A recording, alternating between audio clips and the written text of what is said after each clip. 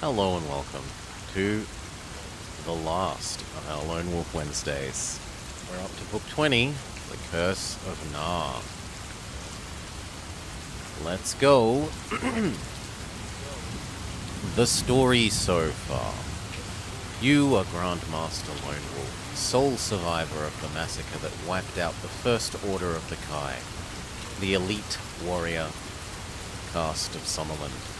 It is the year MS 5081, 31 years since your brave kinsmen perished at the hands of the Dark Lords of Helgadad. These champions of evil, who were sent forth by Nar, the King of Darkness, to destroy the fertile world of Magnamund, have themselves since been destroyed. You vowed to avenge the murder of the Kai and kept your pledge, for it was you who brought about their downfall. When alone you infiltrated their foul domain, the Darklands, and destroyed the base of their power that was the infernal city of Helgadad.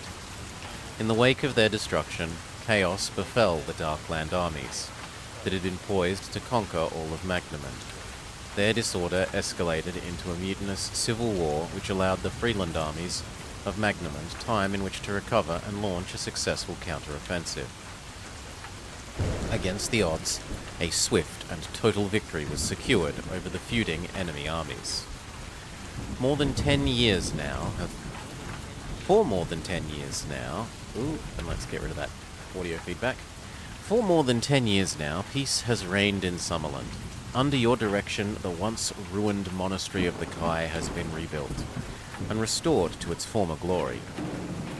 And the task of teaching a new order of Kai warriors the skills and proud traditions of your ancestors has been re-established.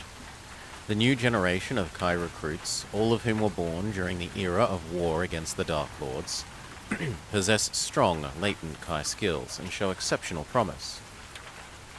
These skills will be nurtured and honed to perfection during their time at the monastery, so that they may teach and inspire future generations, thereby ensuring the continued security of your homeland in future years.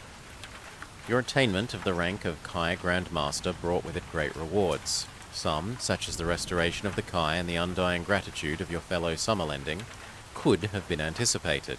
Yet, there are those rewards which could not possibly have been foreseen. The discovery that lay within you lay the potential to develop Kai disciplines beyond those of the Magna Kai, which were once thought to be the ultimate to which a Kai master could aspire, was truly a revelation. This discovery has inspired you to search for the wisdom and power that no Kai Lord before you has ever possessed. In the name of your creator, the god Kai, and for the greater glory of Summerland and the goddess Ashir, you have vowed to scale the very pinnacle of Kai perfection, to attain all of the Grand Master disciplines and become the first Kai Supreme Master. With diligence and determination, you set about to restore the Kai Monastery and to train the new order recruits. Your efforts were swiftly rewarded. Within the space of 2 short years, the first raw recruits had graduated to become a cadre of gifted Kai Masters, who in turn were able to commence the teaching of their skills to subsequent intakes of novices. Readily, the Masters rose to their newfound responsibilities, leaving you freer to devote more of your time to the pursuit and perfection of your Grand Master disciplines. During this period, you also received expert tutelage in the ways of magic from 2 of your most trusted friends and advisors, Guildmaster Bane, leader of the Brotherhood of the Crystal Star, and Lord Ramoa, speaker for the High Council of the Elder Mages of Desi. In the deepest subterranean level of the monastery, 100 feet below the Tower of the Sun, you ordered the excavation and construction of a special vault. In this magnificent chamber, wrought of granite and gold, you placed the Lore Stones of Nixator, 7 gems of Kai power which you'd recovered during your earlier quest for Kai knowledge. In this vault, bathed in the golden light of the radiant gems, you spent countless hours in pursuit of perfection. Sometimes alone, sometimes in the company of your 2 able advisors, Bane and Ramoa.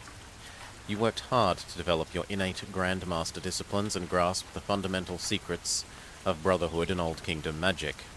During this time, you noticed many remarkable changes taking place in your body.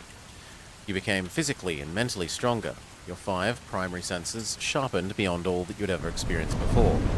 And perhaps, most remarkably, your body began to age at a much slower rate. For every 5 years that elapse now, you age but 1. In the years since your victory over the Dark Lords, peace has reigned victorious, and the peoples of the Free Kingdoms have rejoiced in the knowledge that the evil which once threatened to destroy them has been banished from the face of Magnamund. Readily, men have exchanged their swords for plowshares and shields for plows, and now the only marching they do is along the ruts of their freshly furrowed fields. Few are the watchful eyes that scan the distant horizon in fear of what may appear, although there are still some who maintain their vigilance. The agents of the dark god Na come in many guises, and there are those upon Magnamund who wait quietly in the shadows for the chance to do his evil bidding. Already your newfound skills have been tested against Na's agents, and you have on each occasion acquitted yourself admirably. Yet the continuing victories have enraged the dark god and inflamed his lust for vengeance. From the depths of his stronghold upon the Plain of Darkness, he created and sent to Summerland an evil champion called Wolfsbane, who was the very image of yourself. While you were engaged upon a quest overseas, the impostor terrorized your homeland and sought to destroy your reputation and the honor of the Kai.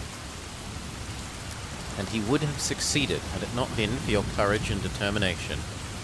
You returned home and pursued your enemy to the ancient necropolis in the city of Tyso.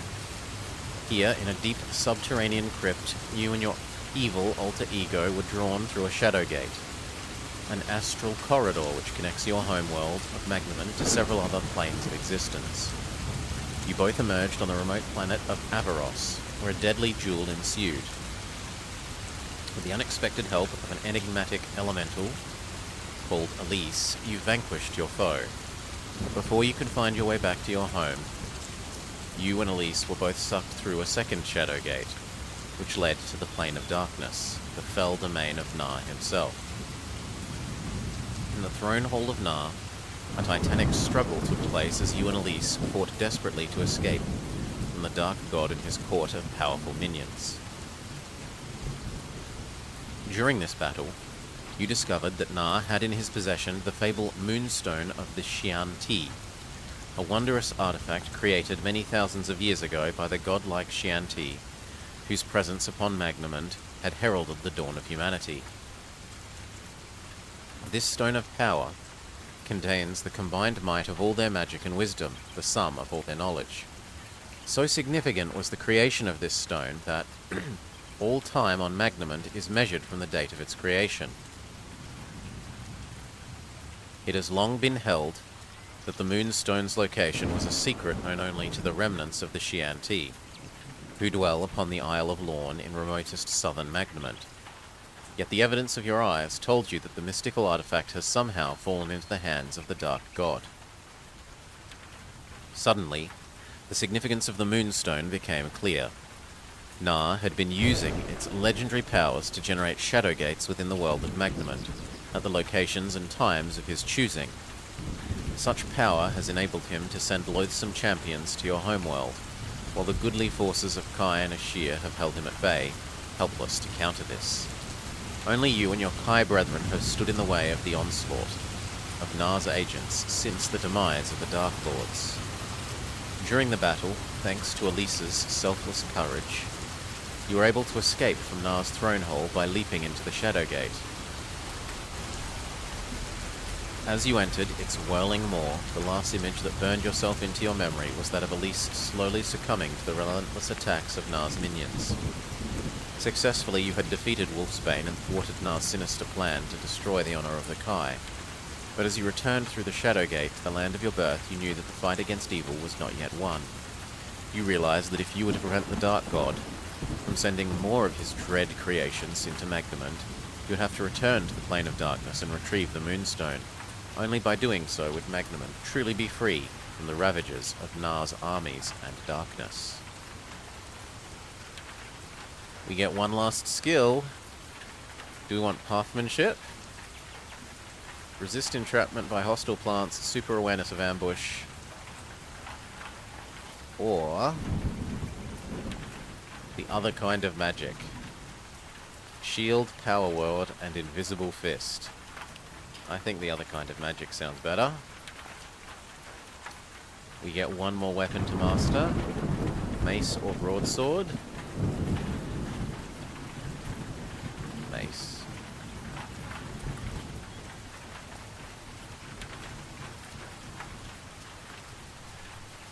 Okay, we can leave our items here. Potion, potion, potion. I love that we have so many potions. We've got 2 ropes. A naphtha bomb that we've never seen a use for.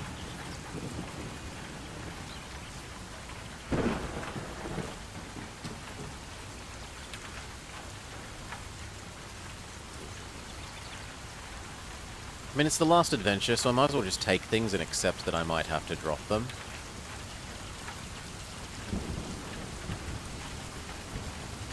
And we deposit a bit of money.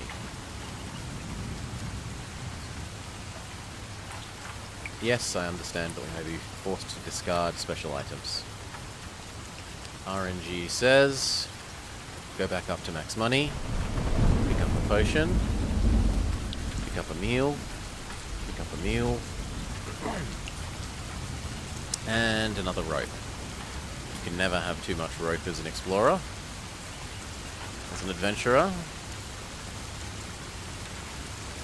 your journey through the Shadowgate is a cold and lonely voyage, yet it is one that you endure without fear, for you sense that Elise is watching over you. She is using her powers to steer you safely home to Magnamond. As you hurtle through the timeless void, you remember vividly the last few moments preceding your leap into the Shadowgate, and your triumphant escape from Nar's throne hold, the innermost sanctum of his stronghold on the Plane of Darkness. You recall how Elise commanded you to flee while she drew away the frenzied attacks of Nar's champion, Kekatag the Avenger. It was her selfless act of bravery which enabled you to escape, and it has left an indelible mark upon your conscience. Inspired by her courage and the realization that if the Dark God is to be stopped from sending more of his foul creations to Magnamond, you will have to destroy the fabled moonstone of the Xi'an-Ti, you vow you will return to the Plane of Darkness, recapturing the precious Stone of Power. After what seems like an eternity, gradually the inky blackness of the abyss is illuminated by a fluorescent vapor, studded with whirling motes of light. Clumps of tiny stars swirl around your body like swarms of glowing moths, until you become completely cocooned within a shroud of blinding white luminescence. Then, quite suddenly, you feel solid ground once more beneath your feet, and you emerge from the light to find yourself standing in a dank subterranean vault. You cast your gaze around the mouldering walls of this dimly lit vault and feel a surge of joy and relief well up from the pit of your stomach.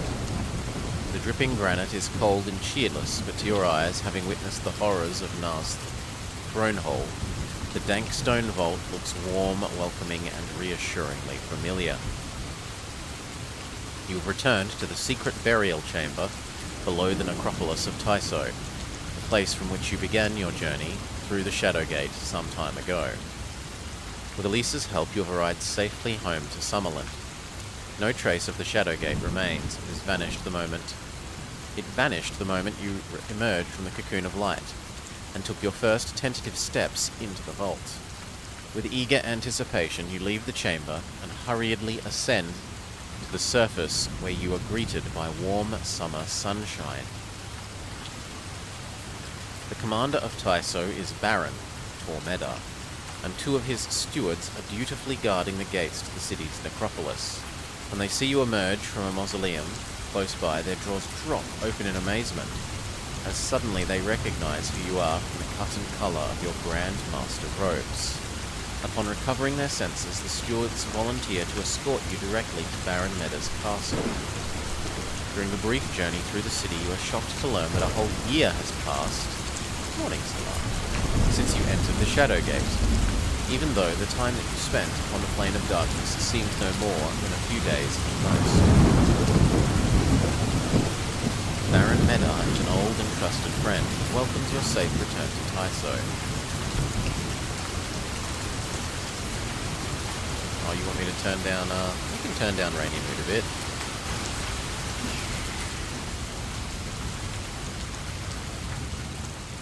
there.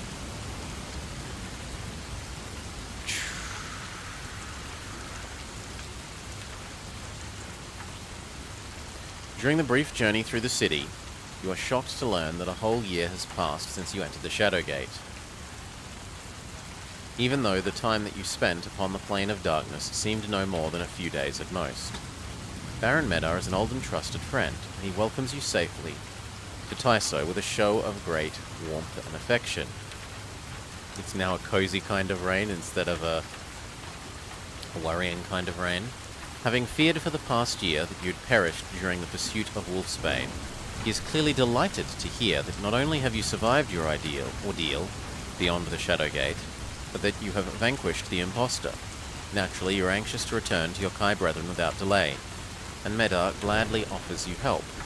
He gives you the finest horse in his stables and assigns a troop of his personal bodyguards to escort you swiftly across Summerland to the monastery. At the monastery, you receive a rapturous reception from the ranks of the Kai, for whom your return is a fulfillment of a year's hopes and prayers. Firestone, most senior of the New Order warriors, dispatches journeymen to carry word of your triumph to the king in Holmgard and to Guildmaster Bane, the leader of the Magicians' Guild in Tauren. Firestone has rightly assumed command during your absence, and, as he accompanies you through the grounds of the monastery to your vault below the Tower of the Sun, you commend him on how well he has conducted his stewardship of the monastery and the training of the Kai in his charge. "Thank you, my lord," he says with praise, "yet truly I cannot lay claim to all the credit. My duties would have been far harder to fulfill had I not been receiving the aid of your wise advisors, Lord Ramoa and Lord Arden of Desi. These two Old Kingdom magicians, Lord Ramoa and Arden, greet you for a moment as you enter the vault. Ever since you disappeared into the Shadowgate, they have resided at the monastery so they could assist Firestone with the task of training the New Order Kai. We sense that you are still alive somewhere in the void beyond the universe of Aeon," says Ramoa, beaming delightedly, "but neither I nor Arden were able to discern precisely when you would return to Summerland. Come, Grandmaster, tell us of your adventures beyond the Shadowgate." Eagerly they listen to your account of how you tracked and defeated Wolfsbane and escaped from the stone hall of the Dark God. But it is your surprise revelation that Na possesses the moonstone of the Xian-Ti, which seems to fascinate and frighten them the most. "This is grave news indeed," says Lord Ramoa, in a suddenly somber tone. "The moonstone contains great power. It can create life, and it can destroy life utterly. If Na were able to fully harness its power, he could use it to destroy all life on Magnamund. I fear that it is just a matter of time before he fathoms its secrets. The moonstone was once a blessing for all the creatures of this world. In Na's hand, it could become the curse for us all. I, for one, shall not permit this," you state defiantly.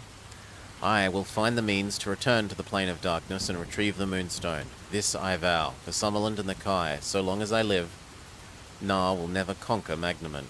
Your courage is an inspiration to us all, Grandmaster," says Lord Arden respectively. "Aye, to us all," echoes Lord Ramoa, "and be assured, Lone Wolf, soon you will have the opportunity to enact your pledge, for it is within our power to help you fulfill your vow."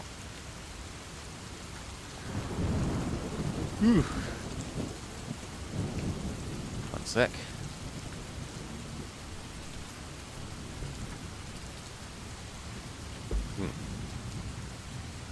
Lord Ramoa summons a meeting of a secret council at the Hall of the Magicians' Guild in Tauren. The gathering is attended by Magnamund's wisest men, many of whom have aided you during your past. Among their number you recognize Guildmaster Bane, Gwinian the Sage, Baron Medar, several of Desi's High Council of Elders, and the inner circle of magicians of the Brotherhood of the Crystal Star. Under Ramoa's direction, these distinguished and gifted men deliberate how best they could help you retrieve the Moonstone from the Plane of Darkness. A Shadowgate has long existed in the dungeons below the Guildhall, and it is quickly established that the High Council of Elders can, by pooling their ancient skills, use this portal to convey you to Na's Forbidden Realm. The thought of journeying once more to the Plane of Darkness fills you with a sense of dread, yet, This daunting voyage could prove to be one of the lesser perils you will have to face if you are to fulfill your vow. You are sorely aware that once you arrive on Nar's domain, not only will you have to survive the attentions of his loathsome followers, but you must locate the Moonstone and return with it to your homeworld. The members of the Secret Council consider these problems at great length. Reassuringly, they are able to offer you some practical help in overcoming these troubles. You accompany the members of the Secret Council to the deepest chambers below the Guildhall, wherein lies the Diazan Portal. It is a perpetual entrance to a Shadowgate, and one of the only a handful that exist upon Magnamond. For many centuries, the magicians of Tauren have used this portal to banish criminals and traitors from Summerland, believing that it led to the limbo of deep space, from where there could be no escape. However, in recent years, their understanding of the portal has been greatly increased following your own journey through similar Shadowgates, inspired by your accounts of the planes of existence which lie beyond the material universe of Aeon, and by their own experimentation. The Brotherhood, magicians, and the elders of the High Council of Desi have since been able to achieve limited control over the forces which exist within the supernatural portals. Using this newly acquired knowledge of the Shadowgates, coupled with their powerful arcane lore, the council members begin preparation for a ritual which will culminate with you stepping into the Diazan portal. Romoa oversees the drawing of an intricate pentagram upon the flagstone at the threshold of the portal, whilst Guildmaster Bane instructs his guildsmen in the recital of complex spell chants and the placing of magical artifacts at key points around the chamber. The preparations are painstaking and lengthy. During this period, you reflect on the quest you have vowed to undertake, and Lord Romoa takes time to assure you of the vital importance of your mission. He also offers you some magical items, which could prove invaluable during your quest for the During your quest for the Moonstone. If you possess the Summer Sword, turn here. Romoa ushers you into a refractory table at the entrance to the chamber, where Lord Arden is carefully arranging artifacts upon a sheet of scarlet silk, and he invites you to inspect the curious items. He glances at your sword belt, you sometimes skip a line to, and smiles when he sees the finely crafted hilt of the Summer Sword protruding from your scabbard. Well, I see that you'll have no need of weaponry, Grandmaster. Surely there can be no blade better suited to the slaying of the Dark God than the one you already possess, the Sword of the Sun. Aye, comments Arden, 'tis true. Your divine sword can vanquish any of Nar's creation. It may even possess enough power to smite the Dark God himself. Lord Arden's word lifts your spirits. It is comforting to hear that you possess at least one effective weapon against the horrors you will have to face during your quest for the Moonstone. It is a fine blade, Grandmaster, but be sure to use it with discretion. It was crafted upon the plane of light, and it radiates a strong, goodly aura. In Nar's domain, its radiant energies will attract unwanted attention. And you point to your corallidium scabbard. But with respect to Lord Romoa, the scabbard in which I carry it is woven from strands of pure corallidium. You lift the sword in its scabbard and invite Romoa to inspect it closely. He steps forward and runs his eyes up and down the length of the sword's seemingly plain scabbard. Sagely, he nods his approval. Indeed, it is corallidium, and it will keep hidden the blade's true power from Nar's foul spawn, until the time comes when you decide to unleash that power against them. Your scabbard will shield your goodly blade. But what of yourself? You are imbued with Kai powers that may readily be detected. Your formidable skills may alert Nar's minions to your presence. We also have a platinum amulet. You reach to your throat, unbutton the collar of your Kai robes, and withdraw the platinum amulet by its braided cord. Ah, I see that you already possess a sigil of power, says Lord Romoa approvingly. It seems you're better prepared for the quest than we had anticipated. With a nod of his head, he motions to Lord Arden, who then retrieves an almost identical amulet from among the items on the table. He gives the amulet to Romoa, and he slips it into his pocket. You will not be requiring this after all, but there is something which I'm sure you will find most useful, and I'm certain you haven't come across anything like it before. Once again, Ramoa motions to Arden, and the elderly wizard responds by taking up a small package that is wrapped in a silk handkerchief. Carefully, he unfolds the patterned silk square to reveal a book, bound in jet black hide. Tome of Darkness. Oh, you were skipping ahead, Solar. Naughty, naughty. A wave of nausea makes you swallow hard as your natural Kai instincts detect that the origins of this book are wholly evil. Arden offers it to you, and reluctantly you take it from him. It was discovered a decade ago in northern Desi. A party of our brethren found it on the Isle of Kor, buried in the ruins of Kazan Ode. Carefully, you open the stiff black cover, and to your surprise you discover that the inner pages comprise several sheets of pliable metal. They have the feel of parchment, but sparkle and glimmer like plates of polished steel. You turn through the pages and note that every one appears to be empty, devoid of script, pictures, diagrams of any sort. I don't see how this will help me, you say, as you flick back and forth through the seemingly empty pages.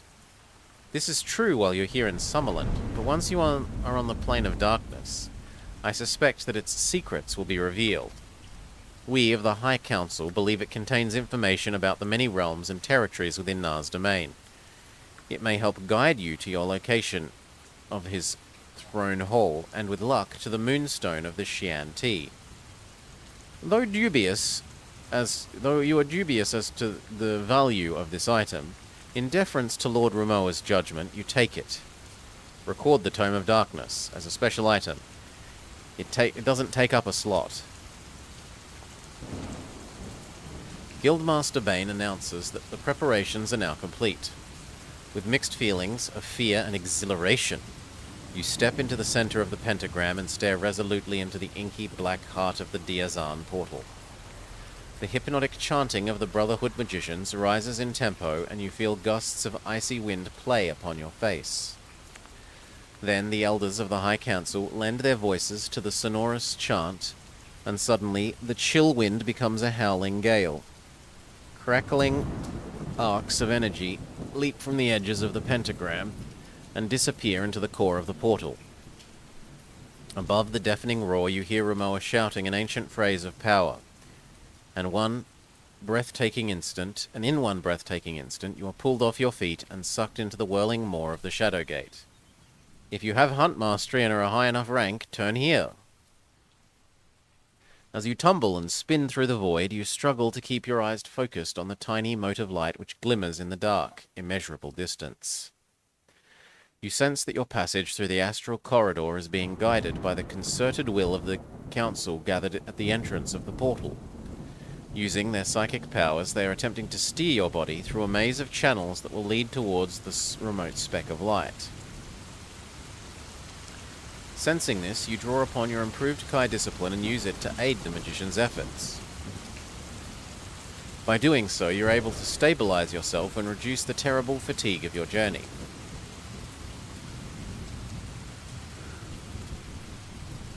Gradually, the distant speck grows larger, until, with a sudden violent surge, you pass through its white-hot core and feel yourself engulfed by a damp, fetid atmosphere. Moments later, your journey ends abruptly, when you splash feet first into a swampy morass. Despite the speed of your impact, your natural balance and agility prevents you from plunging beneath the surface of the stinky swamp. After wiping away the slime that has splashed your face, you cast your gaze out across the vista of steaming mud pools, fringed with a dark jungle vegetation. A cloying aura of evil permeates every part of this vile landscape, leaving you in no doubt that you've successfully arrived at your destination, the Plane of Darkness. You look up and scour the corpse-green skies, but dense clouds of acidic vapor hide all trace of the Shadowgate through which you entered the plane. Feeling suddenly vulnerable,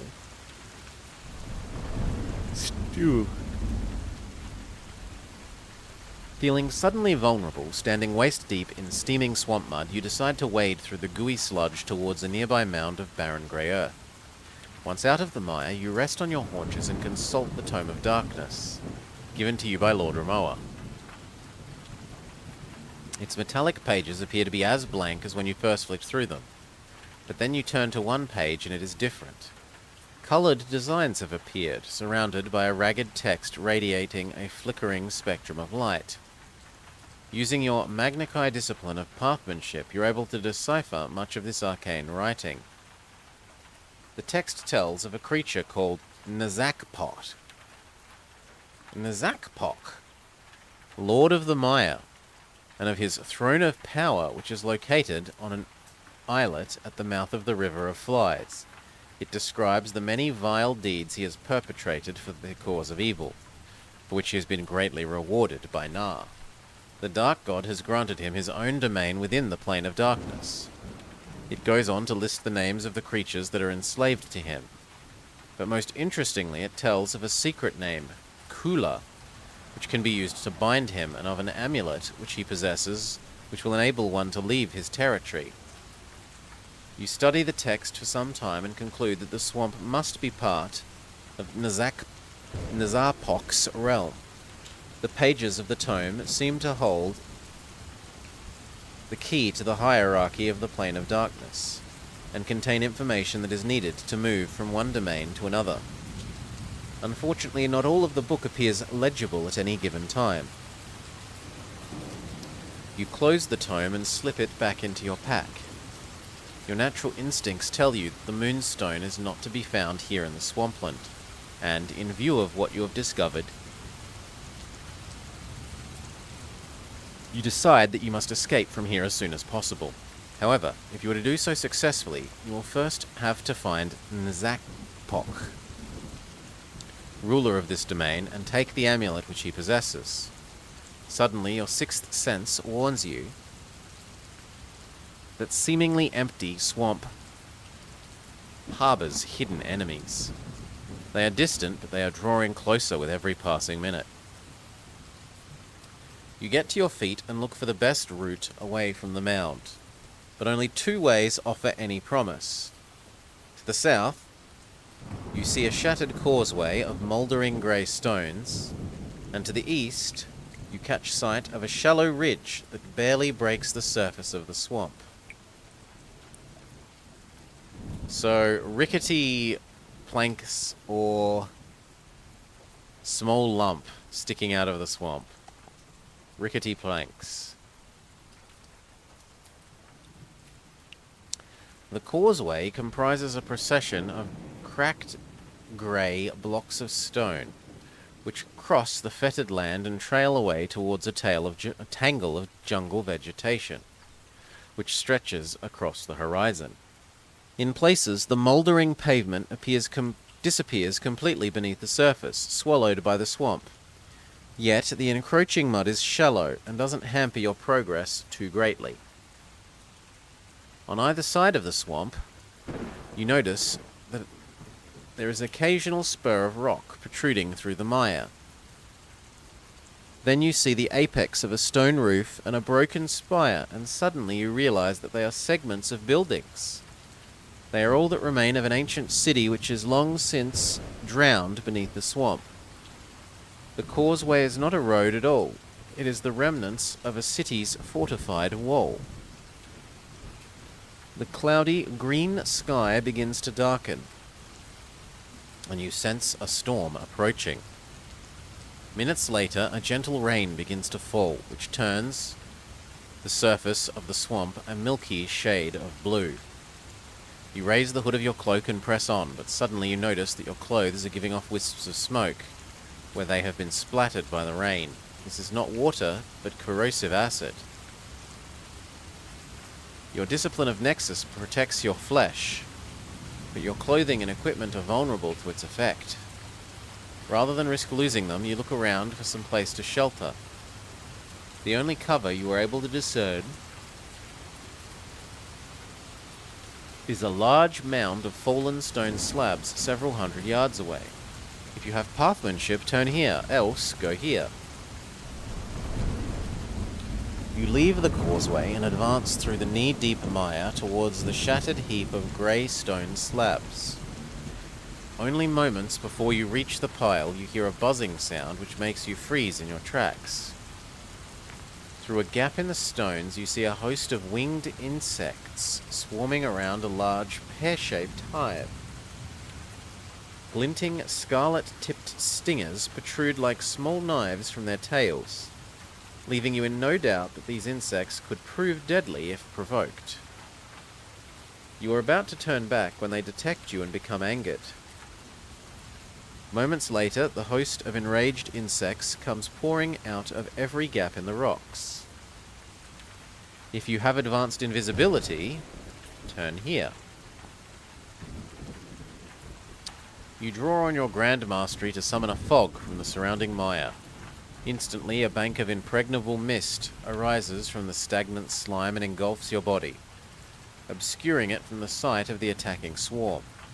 You hear them buzzing angrily in frustration, but then their noise gradually fades as they trail away in confusion across the swamp.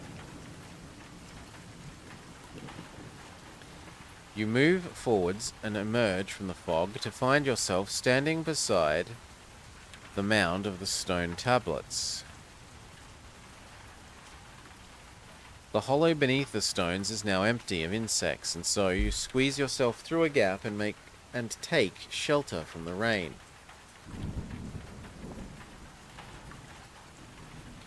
As you wait for the rain to abate, you inspect the inside of the hollow and the pendulous insect hive.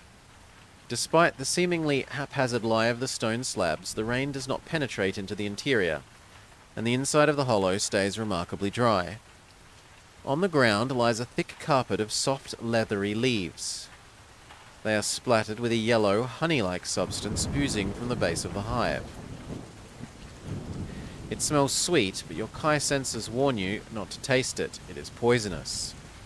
If you wish to take some anyway, mark it as an action item. Mung tag honey. You can wrap it in a leaf and store it in your backpack. Sure, I'll go down to 2 ropes. After this rope, and the other emergency rope, there's only one other emergency rope left.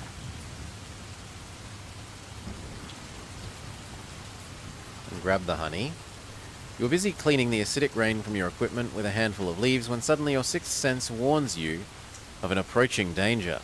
You peer out through a crack in the stones and catch sight of a flock of bat-winged creatures.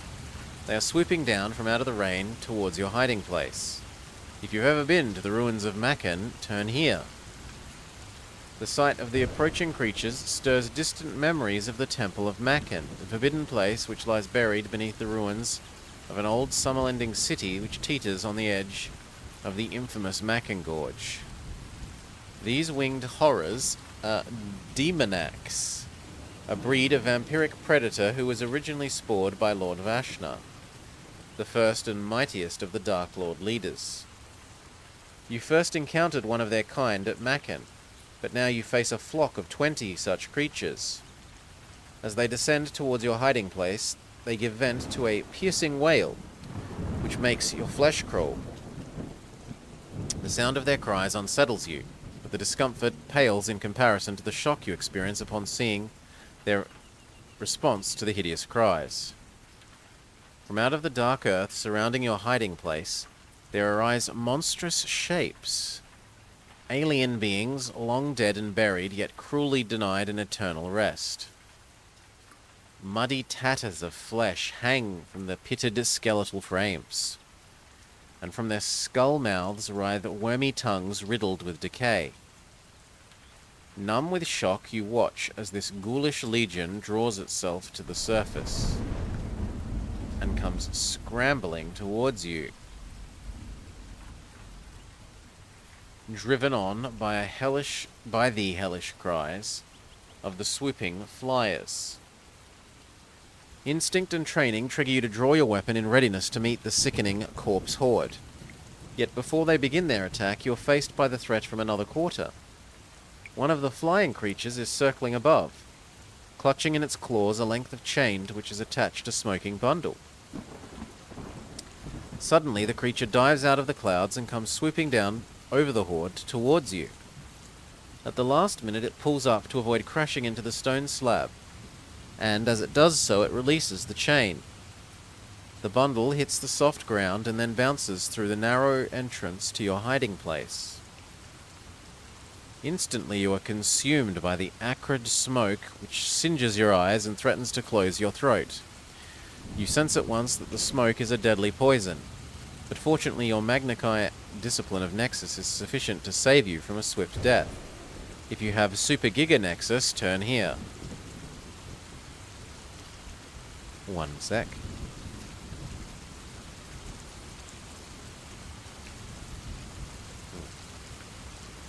The poisonous fumes irritate your eyes and throat, but your grand mastery saves you from suffering any lasting damage.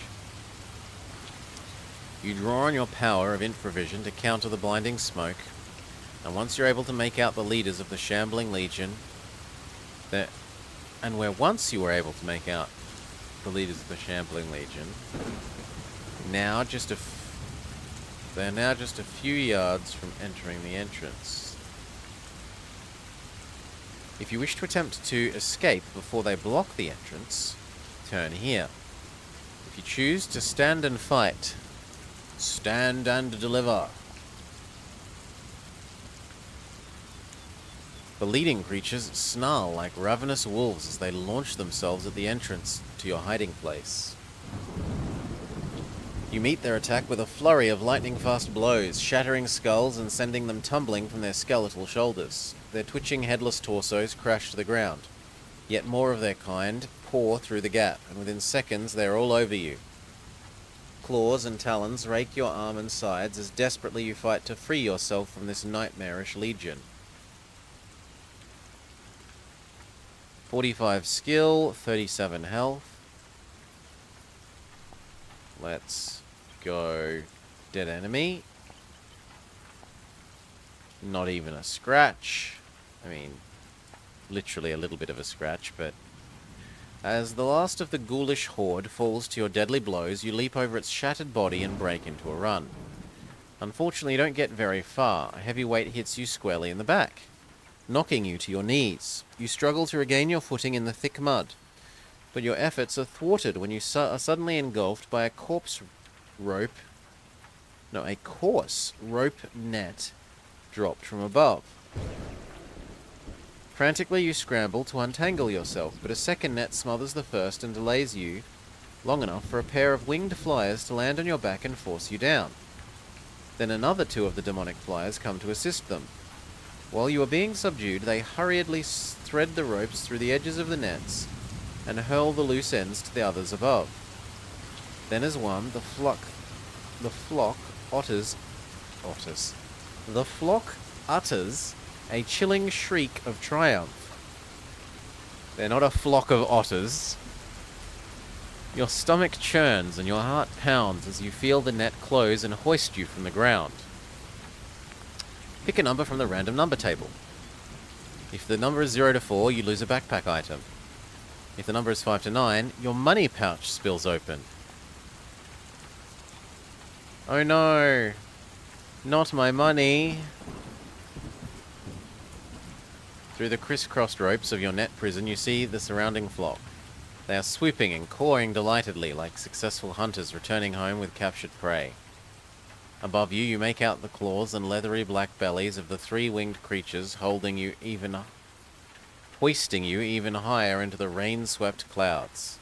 You are tempted to use your Kai powers to break free and slay your abductors, but a glance below at the rapidly receding ground is enough to dissuade you. Oh, come on, we have teleport, we have featherfall. We should be fine. For more than an hour, the flock transports you northwards through sickly green skies, hundreds of feet above a ceiling of storm clouds. Gradually, the cloud cover thins until you are able to note the swamp has given way to a tropical jungle, which is thinly veiled by swirling mist. A river snakes through the dense foliage, winding its way towards a coastline on the horizon. As you approach the distant sea, the river becomes wider and flows into the delta. Your captors follow the river and begin a slow descent to an islet on the eastern side of the delta. towards an area near its seaward shore. I mean, aren't all the shores going to be on the sea? That's like saying the east coast is closer than the west coast to the sea, when they're both, by definition, on the sea. Where the jungle has been hacked down to make room for a primitive settlement. As the flock encircles the settlement prior to landing, you're able to make out a cluster of strange-looking huts, seemingly constructed from the hides of reptiles and the bones of huge fish. In the middle of the huts, there is an expanse of cleared ground and a large circular pit. The shrieks of the flyers draw an expectant crowd, and a score of creatures of two distinct species. From the air, they resemble gigantic ants and deformed, pale-skinned humanoids. If you've ever visited the icy realm of Ixia, turn here. We have indeed defeated the Death Lord of Ixia. A feeling of dread makes your hands tremble the moment you catch a clear sight of the huge ant-like creatures. You have encountered the insectoids once before, although in a location which could not be more different from the humid jungle settlement into which you are now descending. They are Dentarg, giant, spindly-limbed insectoids who possess ghoulish heads implanted with evil composite eyes. They are an ancient breed, a cruel creation spawned by Nar for the armies of the Death Lord of Ixia. It was in the Death Lord's frigid chamber atop the spire of Zagon that you last faced these terrible creatures, and you had your hopes then that your first encounter with them would also be your last. Fate, however, has decreed otherwise. Memories of your ordeal in Ixia suddenly come flooding back to haunt you. As you recall your previous encounter, you remember that these horrific beings possess strong psychic powers. Forewarned is forearmed, and you draw upon your mental defenses as your captors prepare to land with you inside the settlement. We have super mental defense. You use your advanced ability to form a mental shield around your mind as a defense against a possible psychic assault. The precaution, however, is soon proved to be a wise one, for as the net hits the ground, the Dentarg unleash a violent psychic attack in an attempt to weaken and subdue you.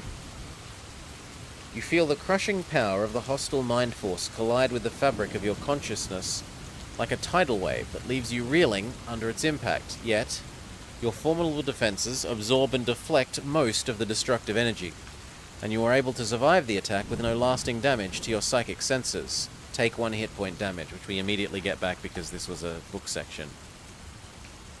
And we heal 1 every section. The net spills open as it touches the ground beside the yawning pit, enabling you quickly to disentangle yourself and unsheath a weapon. Freed from the net, but still trembling from the residual effects of psychic attack, you drop to one knee and steady yourself as you try to assess the situation. You look around for a way to escape from the alien settlement, but all you can see is a circling wall of hideous humanoid mutants and ant creatures.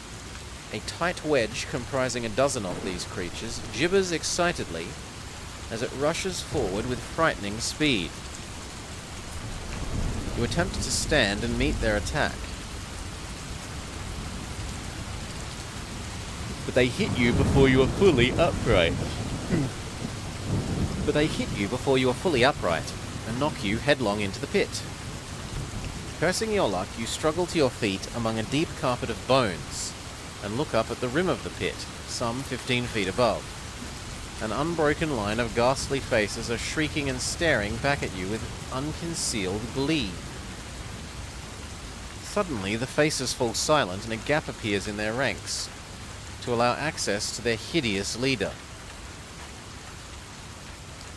You swallow hard to suppress the rising nausea you feel upon seeing the creature's grotesque features. Its body resembles a huge, bloated bubble, endowed with a misshapen humanoid face, like that moulded by a child from wet clay. Its pustulant, raw skin is studded with warts and tufts of rust-colored hair. Chuckling maniacally, it drags itself around the edge of the pit by means of 6 claw-tipped tentacles, and you note with disgust that it leaves a trail of steaming grey slime wherever it passes. Through its bulbous lip, there hangs a chain to which is attached an amulet, seemingly crafted of iron. You magnify your vision and see that an inscription on this crude amulet bears the name Nazapok. Instantly you recall the text of the Tome of Darkness, and realize that this creature must be Nazapok himself, the ruler of this territory within the realm of darkness. We get our pretty picture of Blob Man with his tentacles and making his slime, and the insect people. He opens his crooked mouth to reveal several rows of rotting, jagged teeth. Then words of the dark tongue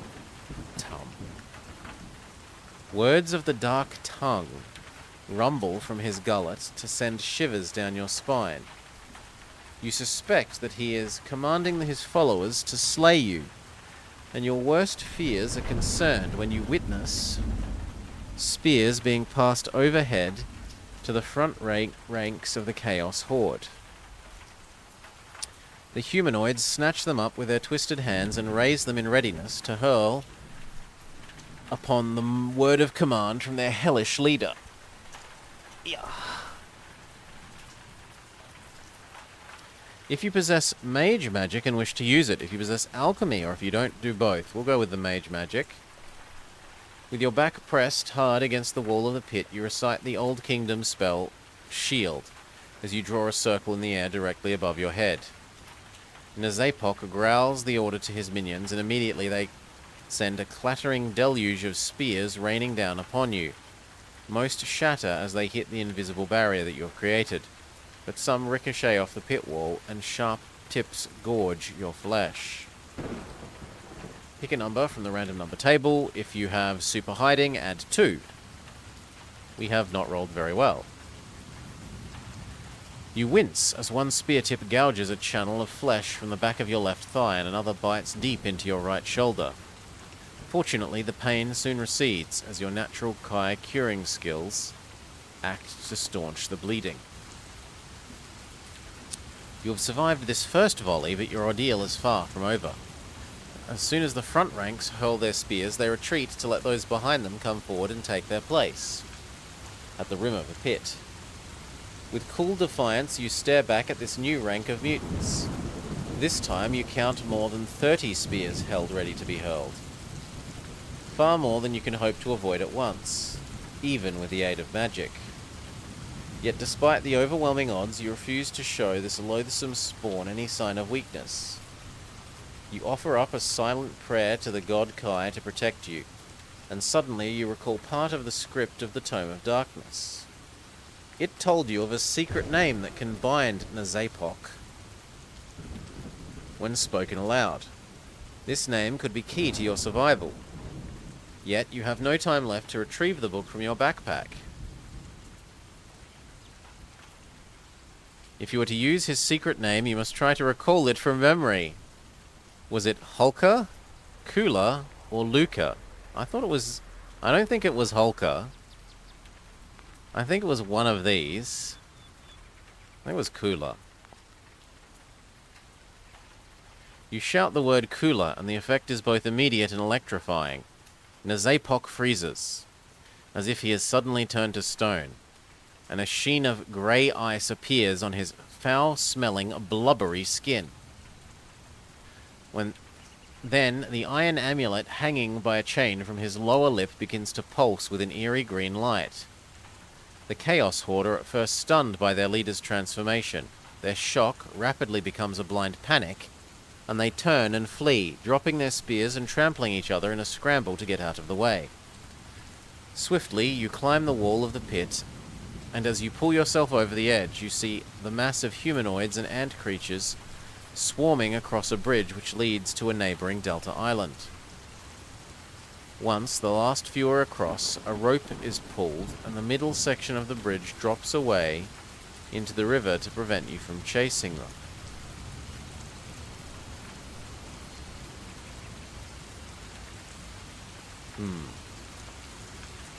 Confident that the Horde no longer possesses any threat, you return your gaze to its frozen leader, the Zapok, who is completely immobile except for his eyes that blaze with a potent mix of fear and hatred.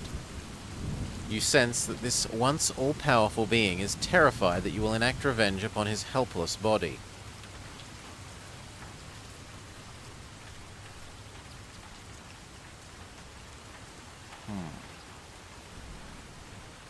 How about we yoink his amulet, because we were told we need it to get out of the area. You hook a link of the chain upon the tip of your weapon, and wrench the amulet free from his frozen lip. The amulet ceases to glow the moment it is cut free, and you sense that it is now safe to touch. When you pick it up, you notice that on the facing side is engraved Nazapok's name, and on the reverse side you discover a runic number. Record the amulet on your action chart. It's a special item. The runic number on the reverse side is 6. Make a note. Sure. Notepad. Other side of amulet equals runic number 6. Done.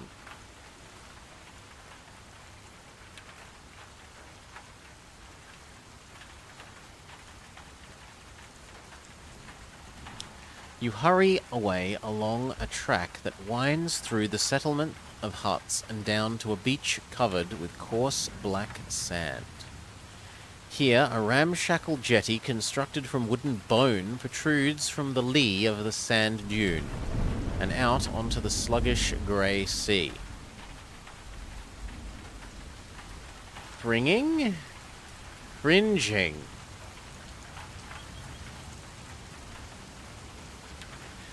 Fringing the beach is dense jungle from where there suddenly arises a cacophony of hellish cries.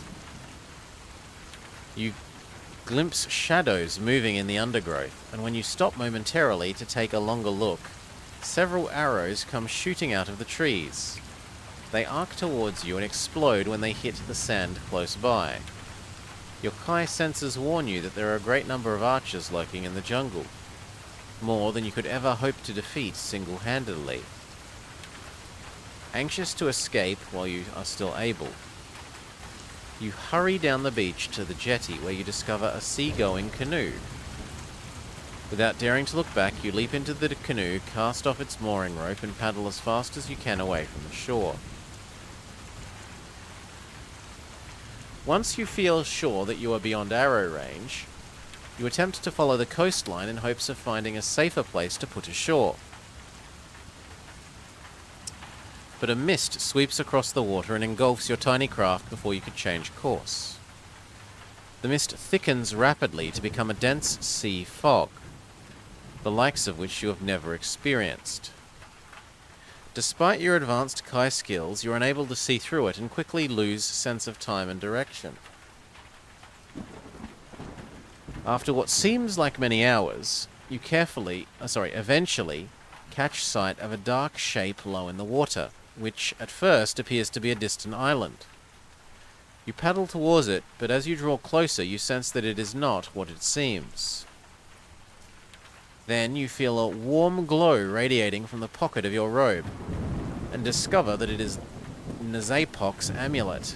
Carefully you remove it, and, guided purely by instinct, hold the glowing disc of iron above your head. In the distance, you can hear the sound effect of rushing water.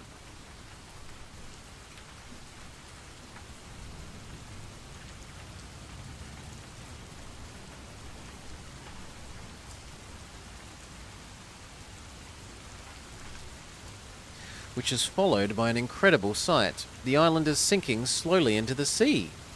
In less than a minute, it has completely disappeared without a trace. The amulet no longer glows, and you slip it back into your pocket before continuing your eerie voyage across the uncharted ocean. Perhaps some more sugar water.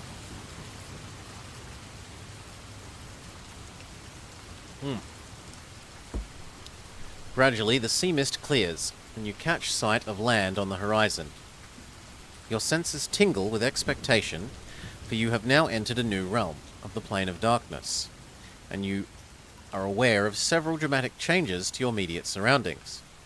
The sluggish grey sea has become a muddy brown sludge that clings to your paddle like marsh slime. Every time you break the crusty surface, a cloud of tiny black insects erupts from the slime and soars into the warm, fetid air. God, that sounds icky. The sky above is no longer green. It is a bilious yellow and streaked with high clouds that flash intermittently with sheet lightning. Despite the glue-like consistency of the ocean, you detect a strong tidal... Oh no. Beware the strong undertow. Those of us who are used to questing as a king will, of course, beware the strong undertow. Rather than fighting it, you decide to cease paddling and allow it to carry you towards the distant shore. While you wait for the current to do its work, you retrieve the Tome of Darkness from your backpack and turn through its pages in hope of learning some of the secrets of this new, foul-smelling realm. The page that revealed to you the information about Nazapok's realm is now blank, but the one following it has changed in both color and texture. Lines of spidery writing have appeared on the page that now looks and feels like cured animal hide. I thought before they were metal. Once again, using your Magnikai discipline of pathmanship, you're able to decipher much of this arcane text. The writings tell of two powerful beings, called Kunai, the Lords of Decay, and of their throne of power. Oh, the Kunai, not one is called Kunai. The Kunai, which is located upon the rotting corpse of Gandeza, the worm of Nairos. You scan the page, passing over a long list of vile deeds that have earned the Kunai the right to rule their ignoble realm. While you come to the part which details the secret names which combined them, the names are... Let's write these down this time, because last time I barely managed to remember and not have to start the whole book again. Jan Tua and Runadan. The text instructs those that would use these names in the presence of the Kunai to exercise a great caution.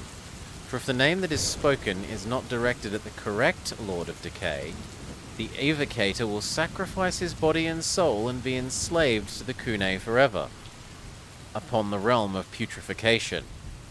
The text gives no indication as to how one might identify them, and doesn't state how and when their secret names should be used to bind them. Yet, it does state that in order to leave their realm, you must possess a ring of power. One of two such rings which exist and are worn upon the first fingers of the right hands of the Kunai. 2 rings of power for the Kunai, Lords of Decay, and their throne of power. You close the tome and stow it in your backpack. Time has passed rapidly while you were consulting the book, and your canoe is now only a few hundred yards from shore. Directly ahead you see the estuary of a river, and away to your left you notice a stony beach which gently ascends to a forest of grey-green trees. If you want to paddle your canoe into the estuary river, go here. If you want to get out of the canoe and explore the forest, let's paddle up the river on our canoe. You work the turgid water with your paddle and enter the sluggish tidal flow of the estuary. Warily you scan the jungle which fringes both banks of this wide river mouth, your eyes peeled for signs of danger. You sense the presence of hostile creatures, yet, even with your advanced Kai skills, you can detect no evidence that the territory is inhabited. You've progressed more than a mile up the river when you notice the jungle on the left bank is receding. leaving an empty expanse of marshy ground dotted with shrubs and sparse vegetation. You bring the canoe towards this bank, where it grounds in the shallows less than 20 feet from the muddy shore. Not wishing to get any muddier than is necessary, you leap from the canoe towards the grassy bank, but land somewhat short. To your dismay, you immediately sink up to your knees in the soft, sludgy mire. Suddenly, you hear the sound of churning water. You glance behind and are horrified to see 3 large, spider-like monstrosities rising up from out of the murky water, at the rear of the canoe. They are the size of large dogs, and their bulbous bodies are covered with short, stubbly hair. Spiders the size of dogs. With unnerving strength, they creep across the mud and attack with their barbed forelegs and needle-sharp teeth. If you have hunt mastery and a high enough rank, and wish to use the skill, turn here. If you have spirit walking and are this rank, and wish to use the skill, turn here. If you have magic and wish to use it, if you have a bow and wish to use it, if you have none of these, do not wish to use them, or haven't achieved the required level, go here. So which of these is higher? Grand Guardian, Sunlord. We'll go for whichever option uses the higher rank of...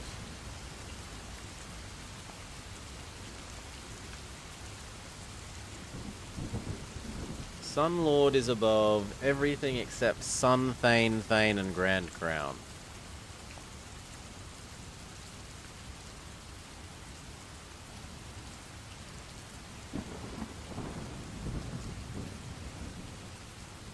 So this one seems the best one.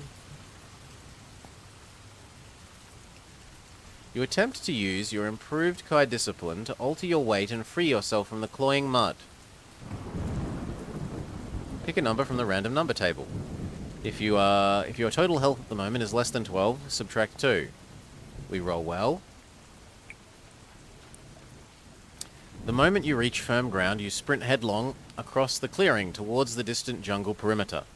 At first, the giant arachnids give chase, but they prove themselves to not be as agile on dry land, and you are soon able to outdistance them and escape. Upon entering the jungle perimeter, you force your way through dense foliage and soon discover the remnants of a trail, which you follow for nearly a mile until you arrive at the edge of a second clearing. Is this Aeon? We are in the realm of darkness, Lauren. The plane of darkness. This area of leveled ground is devoid of foliage, yet it is littered with strange fruits which resemble gigantic grey pineapples. Beyond the curious fruits, you can see the ruins of a settlement partially overgrown with moss. Warily, you leave the jungle, make your way around the fruits, and hurry across the clearing towards a statue, which is crouching among the ruins. Are we playing on Project Aeon? We are using Lone Wolf Saga, which is a mobile platform adaptation, Lauren. So you can get this from the Google Play Store. I don't know if it's also on Apple, but I know it's on like Android, Google Play sort of thing. We're playing it on a simulated phone.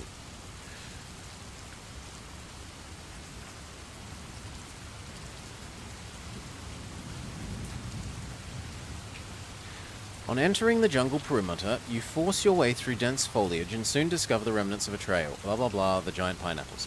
Beyond these curious fruits, you can see the ruins of a settlement partially overgrown with moss.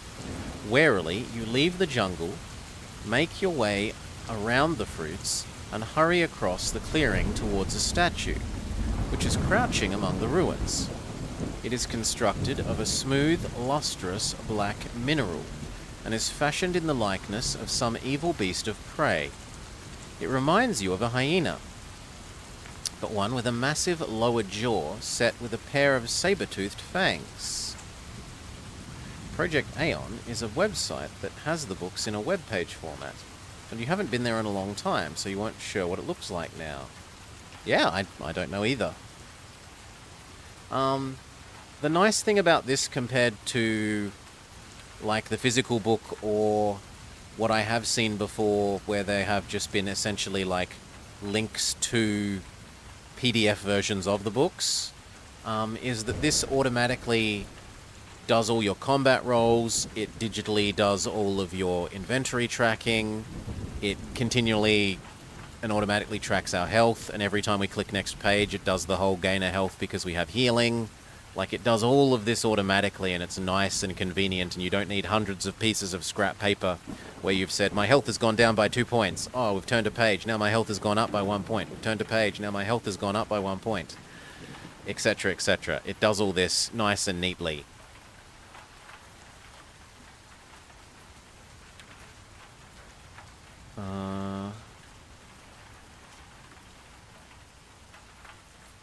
Like, yeah, if you want something to play as a little phone game while you wait for the bus or catch a train or something, I would, and you enjoyed the books before or think you'd enjoy them now, I would suggest revisiting this with Lone Wolf Saga. It is constructed of a smooth, lustrous black material and is fashioned in the likeness of some evil beast of prey. It reminds you of a hyena, but with a pair of saber-toothed fangs. Between its forelegs is a flight of rubble-strewn steps, leading down to an open door. You detect waves of power emanating from somewhere beyond this darkened doorway, but you are unable to determine just how deep below the ground the source of the energy is located. If you have spirit walking and wish to spirit walk your way through, sure. You crouch down among the mossy boulders directly opposite the stairwell. Using your grand mastery, you let yourself slip into a trance-like state that allows your conscious mind to leave your corporeal body. You continue to see your surroundings as they appear to your physical eyes. Beg pardon. But now you are able to transport yourself freely through the air like a bird. You glide towards the statue and swoop down through the open portal, pausing momentarily to scan your surroundings for hidden traps. Detecting none, you continue deeper into the dark...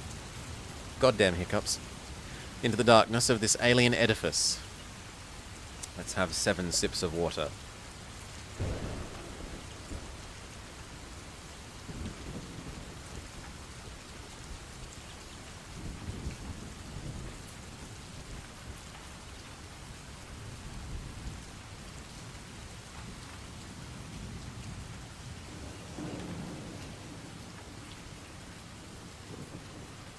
A wide stone ramp descends to a sealed portal which is engraved with runes. You cannot immediately decipher them, but you sense that they are evil in design and possess some destructive power locked within their jagged forms. Then, the sound of a growl above and far away makes you suddenly fearful for the safety of your physical body. And so you leave the portal and ascend rapidly to where you rejoin your dormant form. Unless you have attained the Kai rank of Sunlord or higher, you lose 2 endurance points due to the haste with which you have returned to your corporeal body. Having already reconnoitred your entrance to your satisfaction, you are able to descend the steps and enter the base of the statue with confidence. You follow the stone ramp down to the sealed portal, where you carefully examine the runes which cover every square inch of its surface. You begin to fathom some of their secrets when suddenly you hear a noise above and behind you. Instantly, you spin on your heel and reach for your weapon. But the outline that you see silhouetted in the archway at the top of the ramp is so shocking that you are unable to close your trembling hand upon it. Framed in the archway is a snarling, saber-toothed beast with eyes that radiate darkness, like 2 dull, satanic orbs. It is hyena-like, and its hunched shoulders and shaggy mane lend it an uncanny resemblance to the statue which sits atop this subterranean vault. Vile saliva drips from its fangs and snout, and an evil sound, part snickering, part bubbling, issues from its massive jaw. Slowly and deliberately, it descends the ramp towards you. As it moves, you notice that the ribs of its great frame are showing through its furry hide, giving it an emaciated appearance. You detect that it is starving, and it sees you as an answer to its gnawing hunger. We picked up the honey earlier, so honey. The creature is halfway down the ramp when it pauses to sniff the cool air. With a snickering sound, it crinkles back its snout and allows a stream of saliva to trickle freely from its quavering jaw. In the present state of ravenous hunger, it has detected the aroma of something that it finds even more enticing than your own human flesh. Muntag honey. You sense the cause of its sudden delirium, and hurriedly, you retrieve from your backpack the package of leaves which contains the honey. The beast lets out a desperate howl, and quickly you hurl the package towards the entrance, to prevent it from leaping wildly upon you. As the beast scrambles up the ramp, you turn your attention to the portal, and attempt to find a way to open it. Using your advanced Kai skills, you are able to decipher enough of the runic text to discover a secret code that keeps it secure. Confidently, you press the section of the surface, and it moves inwards with an audible clunk. Moments later, the portal creaks open, and you hurry through, slamming it shut behind you to prevent the ravenous beast from following. There we go. Lose 1 endurance point, and it's automatically lost us an endurance point. The moment you pass through the portal, you are assailed by an overwhelming odor of decay. The vile stench of putrefaction has been ever present since you landed upon the shores of this unwholesome realm. But the reek that occupies the chamber you have now entered is immeasurably worse. Your innate discipline of Nexus protects you from the harmful effects of the diseased odor, yet even so you feel nauseous and heavy-headed. The walls drip with a yellow slime that radiates a dim phosphorescence by which you can see an open archway in the far wall. Eager to escape from this stench-filled chamber, you enter and explore a tunnel which lies beyond the archway. Unfortunately, the stench is no better here. In fact, the further you explore the twisting passageway, the worse it becomes. Yet, you press on regardless, allowing your instincts and your Kai senses to guide you to the source of the alien power that lies within this foul lair. The tunnel continues for more than a mile, descending deeper by ramp and stair until it arrives at a vast circular chamber. Here you discover a huge door fashioned from a strange, shimmering green metal. Runes adorn its carved panels, mirroring those that are engraved in a large circle in the center of the stone floor. If you have ever visited Mogaruith in a previous Lone Wolf adventure, we have, the circular hall is chillingly familiar, although you are sure that you have never been here before. Then a cold shiver runs down your spine when you recall where it was that you saw a chamber and runes uncannily similar to these. It was in Mogaruith, in the chamber of the Archdruid Kadak's throne hall. You magnify your vision and focus on the runes that decorate the floor. They are similar to those that you encountered on the portal to this subterranean labyrinth, and you feel your pulse quicken when you are slowly able to decipher part of their meaning. Ye who seek entry to the hall of the Kune, renounce all falsehood and trickery, for thou art transparent beneath our gaze.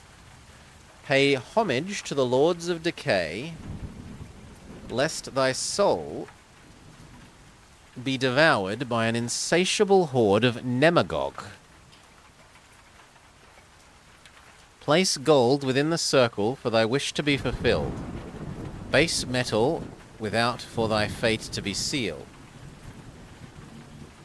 With great caution you cross the floor of the chamber and examine the engraved surface of the portal. After a gentle push confirms that the door is locked.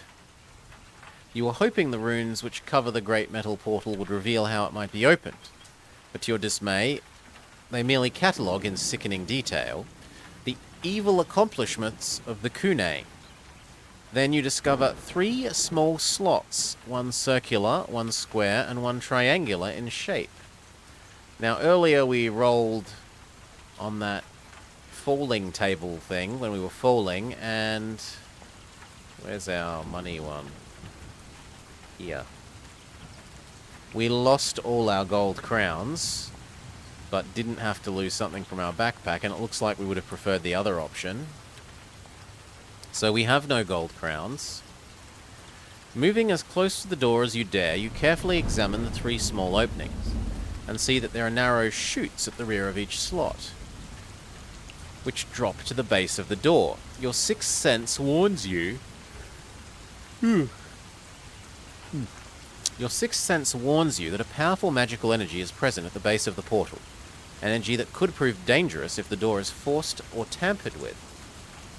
If you possess alchemy, go here. Having determined that the force protecting the door is magical, you decide to cast the Brotherhood spell Counterspell upon it to attempt to cancel its effects.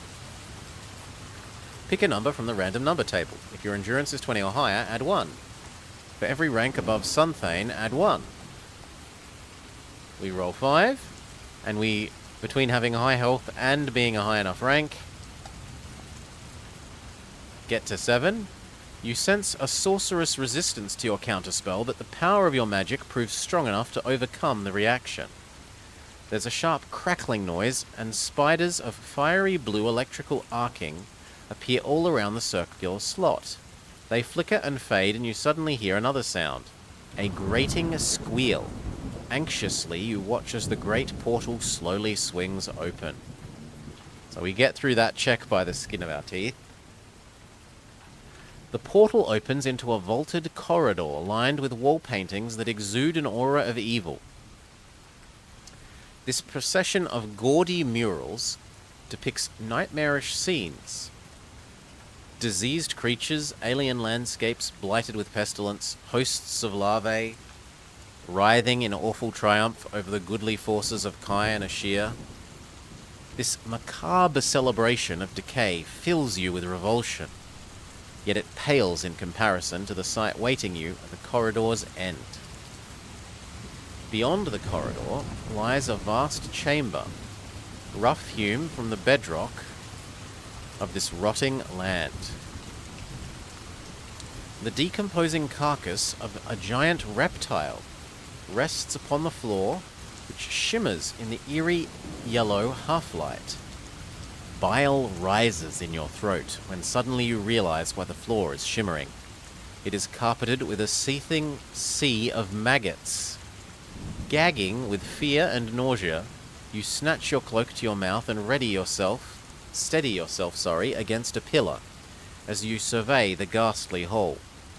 Mounted upon the broken back of the great reptilian carcass are 2 throne-like chairs carved from black wood. Between and below them, lying deep within the creature's exposed ribcage, is a dark semicircular shadow, which resembles the entrance to a cave. Drawing upon your discipline of divination, you scan the hole and quickly determine that all is not what it seems. You detect the presence of 3 powerful entities protected by spells of illusion and visibility. You feel sure that 2 of them are the Kunai, the rulers of this hellish domain, though the 3rd eludes you. Its aura is oddly familiar, yet you cannot determine its location or identity.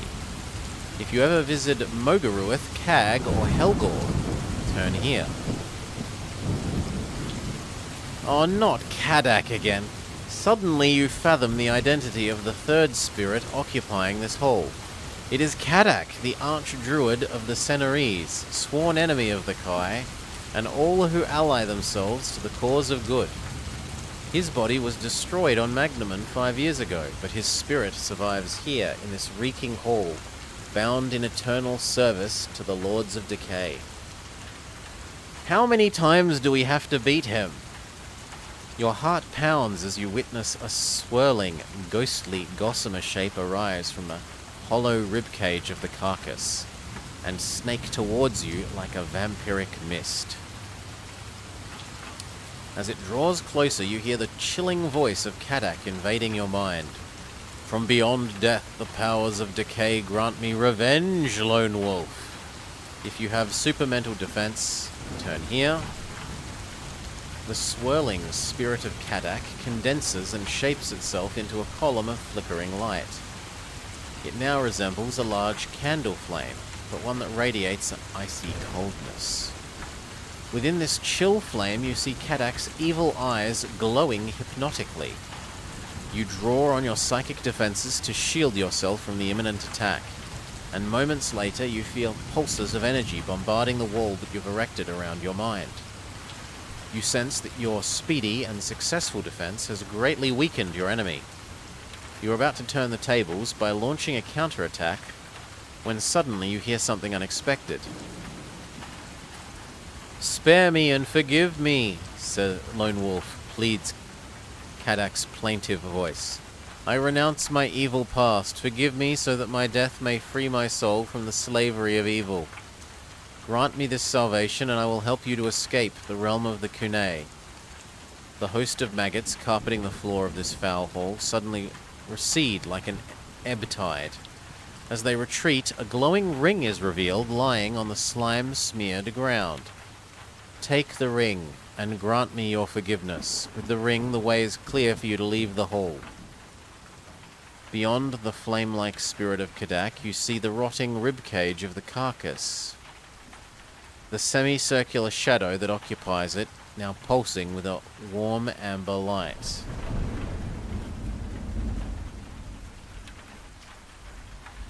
And here we have weird options. So if you agree to forgive him and wish to pick up the ring, if you refuse to forgive him and decide to not pick up the ring, but where's the agree to forgive him but don't pick up the ring?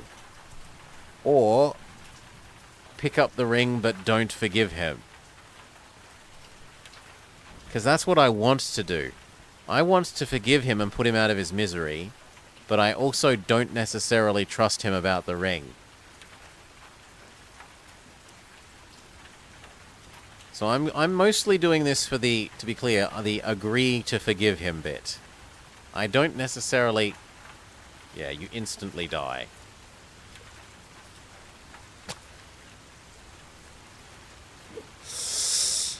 The instant you touch the ring, it transforms into the mouth of a huge, scaly worm.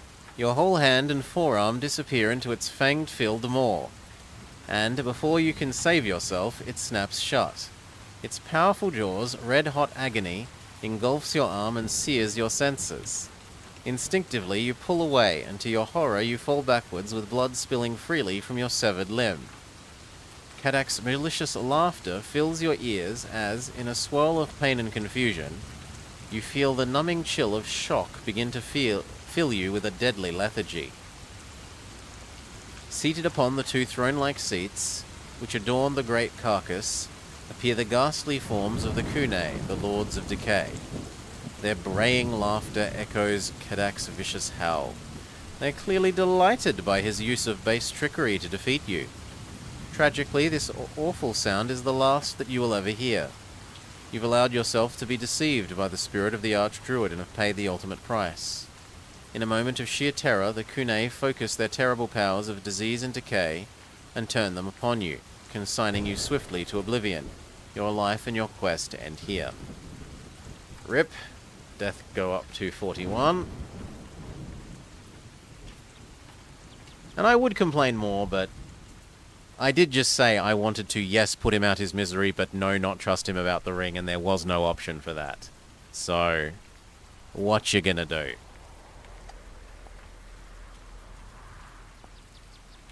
So, we know the sequence. Introduction. We said yes to this, yes to this. Come on. We're happy with all the stuff we have.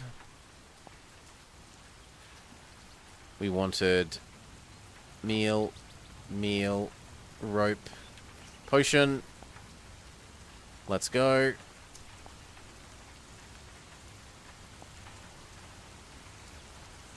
Basically just work our way back to the same point.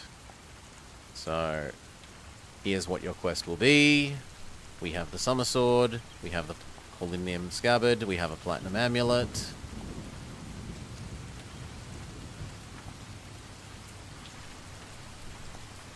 We have the Advanced Hunt Mastery, so we can help them with the pushing us through the Shadow Gate.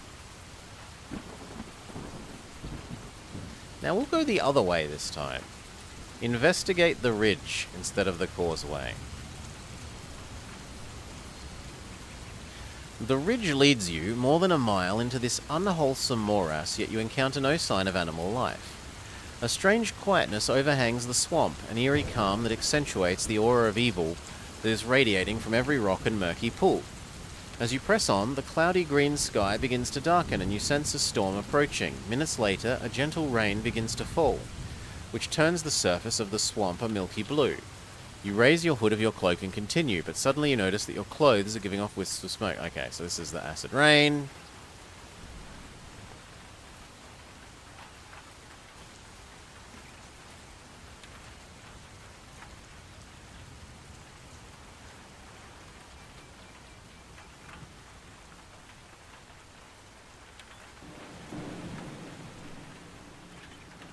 There's a hut. We can use Spirit Walk.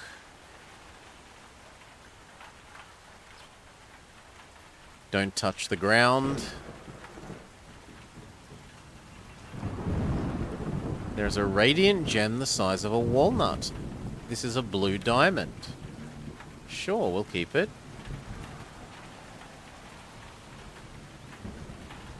And then there's a bunch of creatures. We've been to the ruins of Macken.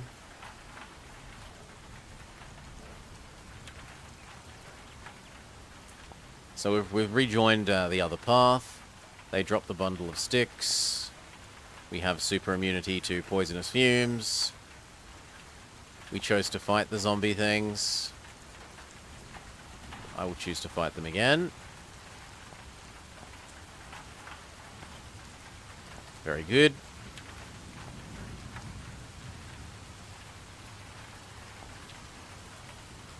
We will lose rope. We didn't lose our money this time, so we might get to see what the money outcome of the 3-slot thing is.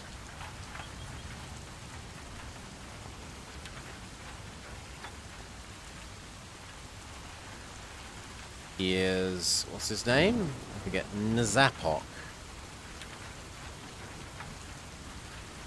Now, I think last time we used Magic. What if we use Kai Alchemy? We use the spell Invisible Shield.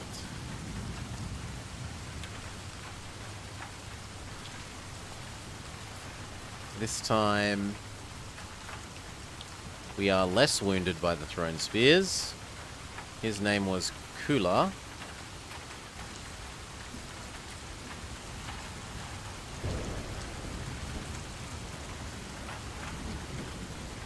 What if we try and kill him?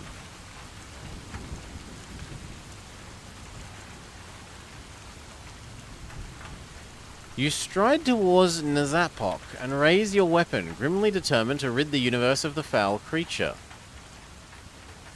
So perish all spawn of evil, you cry, and with one swift and mighty blow you sunder his ghastly body in two. From the torn halves of his carcass there is an eruption of putrid grass that makes you reel backwards and cover your mouth and nose. The gas dissipates, and in a matter of seconds the remains of Nazapok and his amulet have turned to dust. A collective cry of horror rises from the distant horde the moment you slay their master. Fearing that the destruction of their leader will spurn them to seek revenge, you hurry away and along a track that winds through the settlement of huts down to a beach covered in coarse black sand. There's a jetty, so that's about the same. People shoot at you. This is all the same.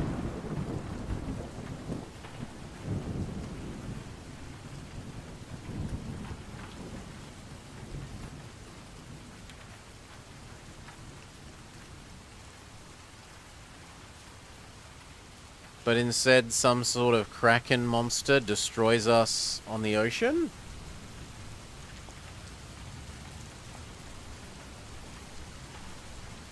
Yeah, that one's a bit more of a... Well, we have another death, so we gotta update our death counter.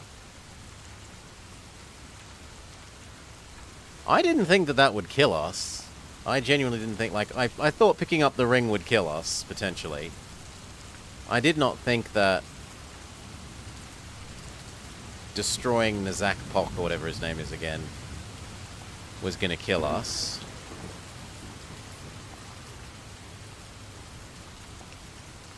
Potion, rope, meal.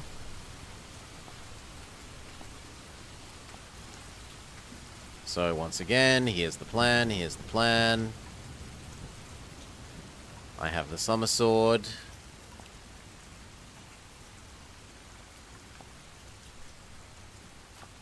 I have the scabbard. I have a platinum amulet. We get the Book of Evil. We help them direct us through the portal. We now know that it doesn't matter which way we go here, it quickly joins up anyway.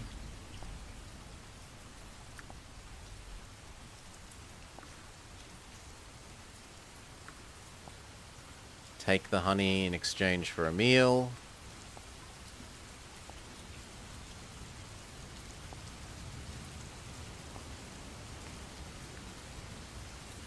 Here are the little impling things. We have immunity to poison and fire. You may steal one of my ropes. We have been to Ixia. We do have magic. The insects don't do anything nasty to us. They shuck us in the pit. We now know that both of these basically just do shield.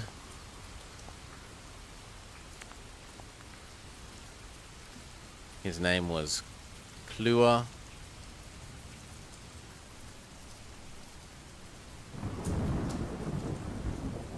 We do take his amulet, which provides safe passage out. I don't see why killing him wouldn't lead to us then taking the amulet, but whatever. It feels a bit odd, that other choice's outcome. Last time we went through the river estuary, so this time we'll go through the forest. The canoe grounds on a submerged boulder a few dozen yards from the beach, forcing you to abandon the craft and wade ashore. You soon discover that the stones littering the beach are slick with an oily residue. Your natural agility overcomes the obstacle, but the slippery surface makes it difficult for you to reach the cover of the distant tree line as swiftly as you would like. As you draw near to the perimeter of the trees, you pause for a moment to scan the dark jungle undergrowth. Long streamers of moss-encrusted vines hang from the trees, draping themselves limply over every rock and bough, and a tangled mass of interwoven creepers and low-spreading branches forms a blanket canopy which keeps much of the forest floor in semi-darkness. As you stare into the damp, shadowy foliage, you feel a growing sense of unease. You don't have the invulnerability to ambush, so you explore the perimeter of the undergrowth. Cautiously you advance along the overgrown trail, but soon you are forced to a halt by a thick curtain of hanging vines. We do have an edged weapon. We can cut through the vines. You are about to cut your way through when you notice something odd. Each creeper is trembling, as if it is shivering with cold or fear. You draw back your weapon and take careful aim before striking your first blow, which severs 3 of them. As if in response to your attack, the hanging creepers suddenly rise up and flail the air. They lash out at you with a stunning ferocity, forcing you to retreat along the trail from their stinging blows. With mounting dread, you realize the vines are not plants, but they are a hostile, living creature. Beneath the coating of moss that sheathes them are hundreds of tiny hollow barbs, each capable of ripping flesh to shreds. One passes close to your face, and you strike out at it, cutting it in half. It emits a high-pitched squeal as it recoils, trailing a spray of sticky green slime from its sundered tip. As if enraged by their companion's cry of pain, the other vines come snaking towards you with an increased tenacity. Okay, destroy the plant thing. And one more round? One more round? So it did like 1/6 of our health. The few remaining vines that survive your deadly blows rapidly disappear into the canopy, and within seconds of your victory the jungle becomes deadly silent once more. You wipe your weapon against the trunk of a tree and remove the worst of the foul-smelling ichor, and then you move back along the trail towards the beach. However, when you reach the edge of the trees, you see a patrol of scaly-winged reptiles swooping and gliding along the rocky shoreline. They have discovered the remains of the canoe and are searching the beach for signs of survivors. Rather than risk being spotted by the vicious-looking creatures, you stay hidden beneath the jungle canopy and return once more along the trail. And then eventually we find the same sinking tomb to the doggo. We spirit walk through, we find out about the trap, we have the honey for the doggo, we have visited Mogaruith, but this time we do possess crowns. From the runic inscription on the floor, you suspect that the portal may be opened by using a piece of gold. Taking a gold crown from your belt, you examine the 3 slots, using your Kai senses to help you choose which one you should place your coin. Your senses can only detect a powerful magical energy that is present. I mean, a circle seems sensible.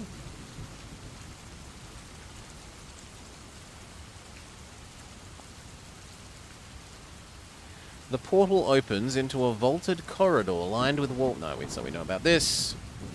We know about Mogaruith. It is Kadak, the Archdruid. We screen our mind. We do not forgive him. I still hold that I want to forgive him, but not take the ring. You are wise to not trust Kadak's penitent pleas for forgiveness, for it is a trick. Sensing that you have seen through his charade, his spirit entity becomes enraged. It howls a curse, and the ring instantly transforms into a huge, scaly worm. This creature has no eyes, but does possess a large mouth, packed with razor-sharp fangs. It snaps repeatedly like an angry dog.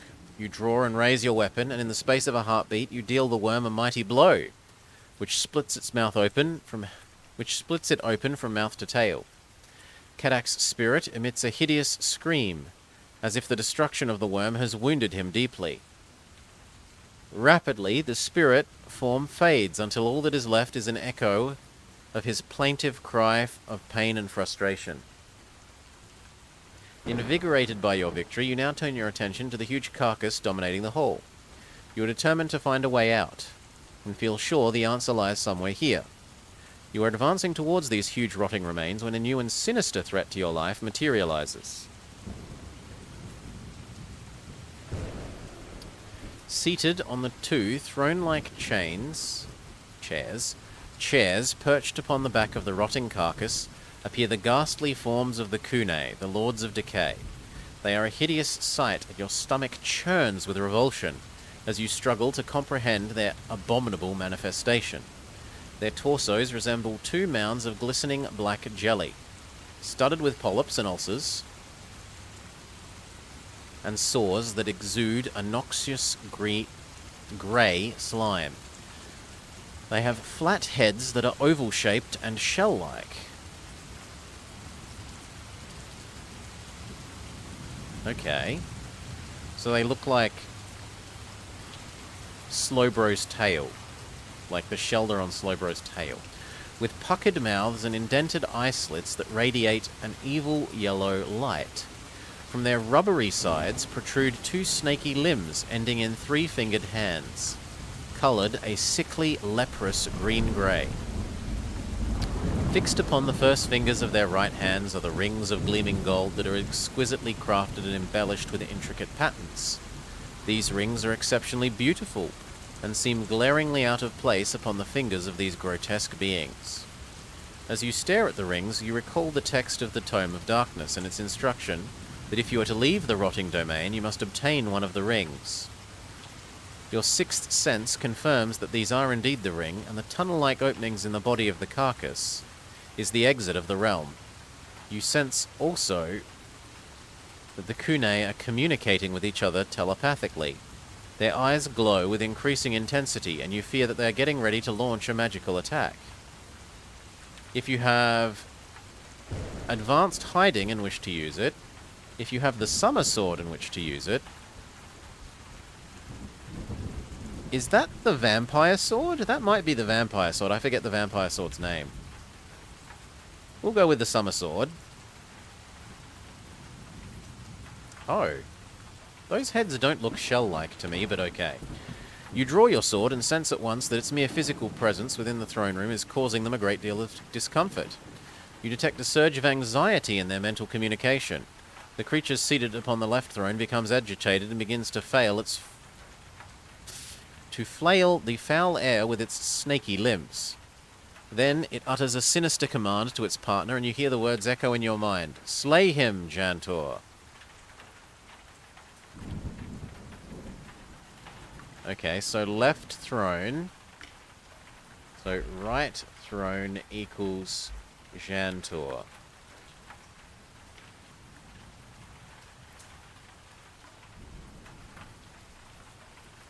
The creature seated on the right throne responds immediately. It raises its right limb, and a gout of fire shoots from the palm of its leprous hand. Deflect it with the blade of our sword. You strike out at the onrushing column of fire, and it connects with the flat of your magical blade. There is a terrifying flash of blinding gold light, and you feel an electrifying jolt that sets every nerve of your body jangling. You follow through with your blow and send the fireball, essentially, rebounding from your blade to slam into the rear wall, where it dissipates harmlessly on the surface. Aware now that the Lord of Decay seated on the right-hand throne is Jantor, yep, I agree, you shout his secret name, and immediately he becomes immobile. The sight of his frozen form and the sudden cessation of mind contact throws his brother lord into a state of panic and confusion. In a blind rage, he utters a curse, and, to your horror, you see the maggot swarm emerge from the shadowy recesses of the hall. As the larvae writhe towards you, they begin to swell grotesquely in size. If you are to save yourself from the monstrous horde, you must quickly use the secret name of the remaining Kunai. But there is no time to consult the book. His secret name was Runadan. This one. You shout the name Runadan, and the remaining Kunai immediately ceases to move. All trace of psychic energy vanish, and its flailing limbs become frozen in midair, lending it the semblance of a petrified tree. The advancing hordes of maggots rapidly shrink to their former size and retreat before you, seeking the safety of the hall's furthest...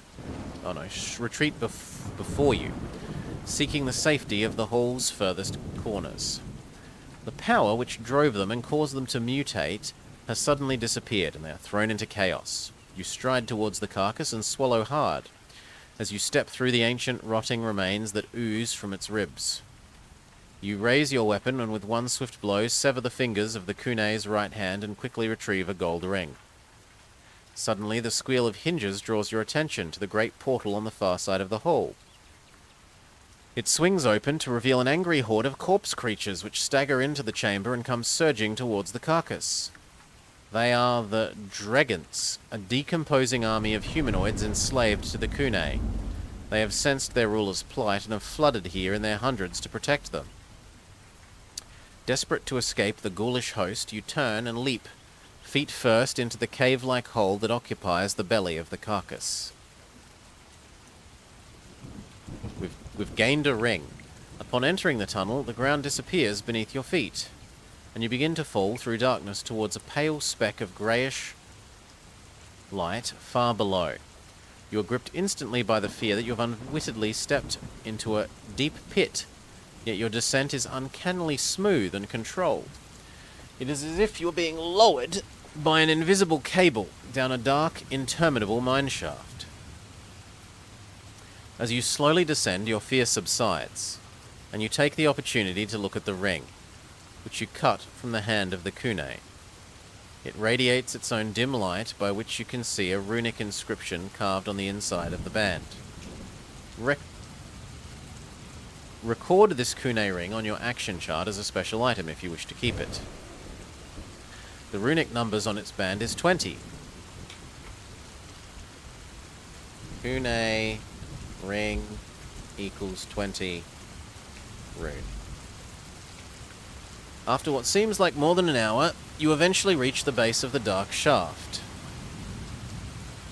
Your feet hit solid ground with more force than you were expecting after the long and gentle descent, and the violent jolt of impact leaves you sprawled in the dust, stunned and gasping for breath.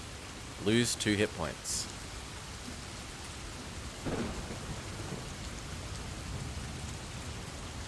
Dragging yourself wearily to your feet, you inspect your new surroundings with a feeling of curiosity and apprehension.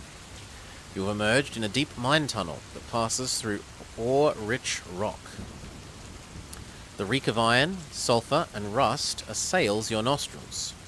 A pungent aroma, but one that smells as sweet as spring in Summerland after the indescribable stench of the Hall of the Kunai. You scan the tunnel in both directions and use your Kai sensors to gather information.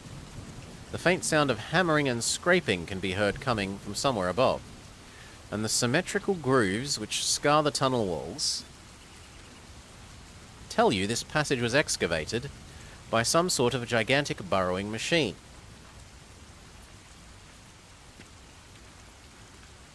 Feeling certain that you have entered a new realm of darkness, you are about to consult the Tome of Darkness when suddenly you hear a noise along the tunnel. Something huge is approaching at great speed. We have Hunt Mastery. Your improved mastery enables you to detect the outline of a large creature approaching through the tunnel. Viewed from the front, it has the appearance of a gigantic beetle, but one with hundreds of stubby legs that are moving in rapid waves like those of a millipede. You sense that it is a living creature and not a mechanical device. Also, it is approaching at terrible speed. Its width almost completely fills the tunnel, and unless you take immediate steps, you could be knocked down and crushed as it passes through. So, run, or find safe haven. You scour the tunnel walls and detect no cracks or crevices large enough to accommodate your body. You then notice the supporting beams which crisscross the tunnel ceiling. They protrude no more than a foot or two from the roof, but they could provide you with a way of escaping out of the path of the Juggernaut. If you possess magic and are a high enough rank, go here. You recite the words of the spell Teleport, and the moment you complete the recitation, you can feel your feet lose contact with the ground. You will yourself along the tunnel away from the approaching creature, and as you glide around a gentle bend, you see a junction less than 100 yards ahead, where another tunnel meets this one from the right. Displaced air now rushing past you, whipping at your hair and cloak, and the rumbling noise, which has grown to an almost deafening crescendo. Swiftly you glide along the passage, enter the joining tunnel, and ease yourself back to the ground. A few moments later, the gigantic beetle creature thunders past in a cloud of dust, hauling a long line of ore wagons in its wake. Some of these heavy wagons are empty, but the majority are piled high with grey with grey metallic rock. The ore load is heavily veined with a mineral which radiates a yellow luminescence. If you want to ride one of the ore wagons, sure. We take 2 damage. You make a brave leap for the ore wagon and land in it with a stunning jolt. The wagon is partially filled and you're able to stay hidden. You soon pass a junction where another tunnel joins with the main passageway, and from here on you feel the temperature rising. Although your platinum amulet protects you from the increasing heat, your senses warn you that you are in grave and ever-increasing danger. The ore in the wagon is highly radioactive, and your Kai skills and the amulet only afford so much protection from its deadly gamma rays. Fearful of this deadly cargo, you'll haul yourself over the rest of the wagon and get ready to abandon your ride. Your pulse races in anticipation of the jump from the wagon, for the wagon is moving at high speed, and the rocky tunnel floor is no more than a speeding blur. Pick a number from the random number table. If you have Pathmanship, add 1. If you have Hunt Mastery, add another 1. We roll pretty low, but with our added skills, we only take 4 damage. The radioactive ore damages us a bit, as does the fall. You pull yourself to your feet and listen to the ore train as it disappears into the distant gloom with the sound of dying thunder. When you can no longer hear its rumble, you walk back along the tunnel to the junction where a new passageway branches off to the left. Your gnawing desire to find the moonstone prompts you to explore the tunnel, and you follow it for several hundred yards until you reach a dank and empty cavern. Streams of ore-rich water run down the walls of this chamber, staining them a rusty shade of brown. You are hungry and you decide to stop and rest here for a while. Unless you possess super hunt mastery, eat a meal or lose food. We will eat our meal. While you are resting, you decide to consult the Tome of Darkness to see if it has anything about this underground land. You retrieve the book from your backpack and thumb through its shiny black pages until you discover 2 pages that have changed in color and texture. A cluster of rust-red lettering is enclosed within the black runic borders that outline these 2 sheets of creamy parchment. Once again, using your discipline of pathmanship, you study the complex text and are able to decipher much of its meaning. Okay, so we'll make sure to write down these names because they've been important before. The words tell of Xantax, Lord of the Pit, whose many accompanying titles include the Reaper of Gloom, Armorer of the Fell Legions, Guardian of the Gate of Dragonflame.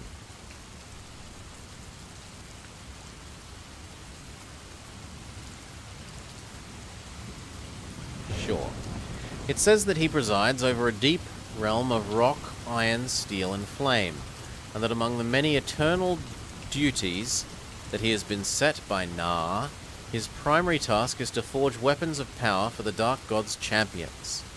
Xantaz has no secret name, but you are able to translate the text which details how you could leave. It makes for an uneasy reading. The tome states that any who wish to depart must first defeat Xantaz in mortal combat and cast his body into the pit of Darkflame, from whence he shall be reborn. Only by proving oneself worthy in combat can one cause the Gate of Dragonflame to release the worthy victor. So it was throw body in pit of Dark Flame, in case they demand the name of the pit. The name Xantaz is vaguely familiar, and you are sure that you have heard it before. You are sure that you have heard it before. As you ponder the remaining text, which lists his infamous deeds, you suddenly recall where it was that you remember hearing his name. It was many years ago, when you were still an initiate at the Kai Monastery. Your old tutor, Stormhawk, was lecturing your class about the Dracarim, the barbarian race of humanoids whose conquests in northern Magnaman preceded the rise of the Dark Lords of Helgadad. Xantaz was the name of a warrior god whom the Dracarim worshipped. Feeling a little unnerved by what you have discovered and remembered, you close the tome and slip it back into your backpack. You sense that the Moonstone is not to be found in this domain, and you resolve to escape as soon as possible. But if you are going to do so, it seems that you will have to find and defeat Xantaz, warrior god of the Dracarim. You get to your feet and continue along the tunnel, which leads out of the empty cavern. You follow this passageway. Boop.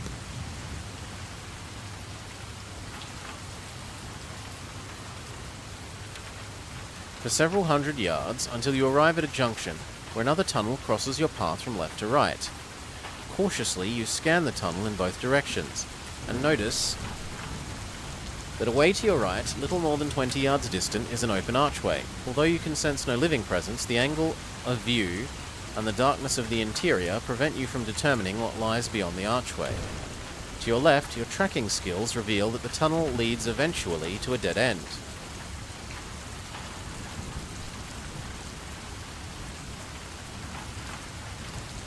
So, main tunnel or arch? Let's go after the arch, methinks. You approach the arch, and after checking that there is no hidden trap, you enter. Beyond lies a vast, unlit hall which is filled with rows of weapons and armor. Racks of swords, spears, axes, and shields stretch into the distance as far as your keen eyes can see. Most are cruelly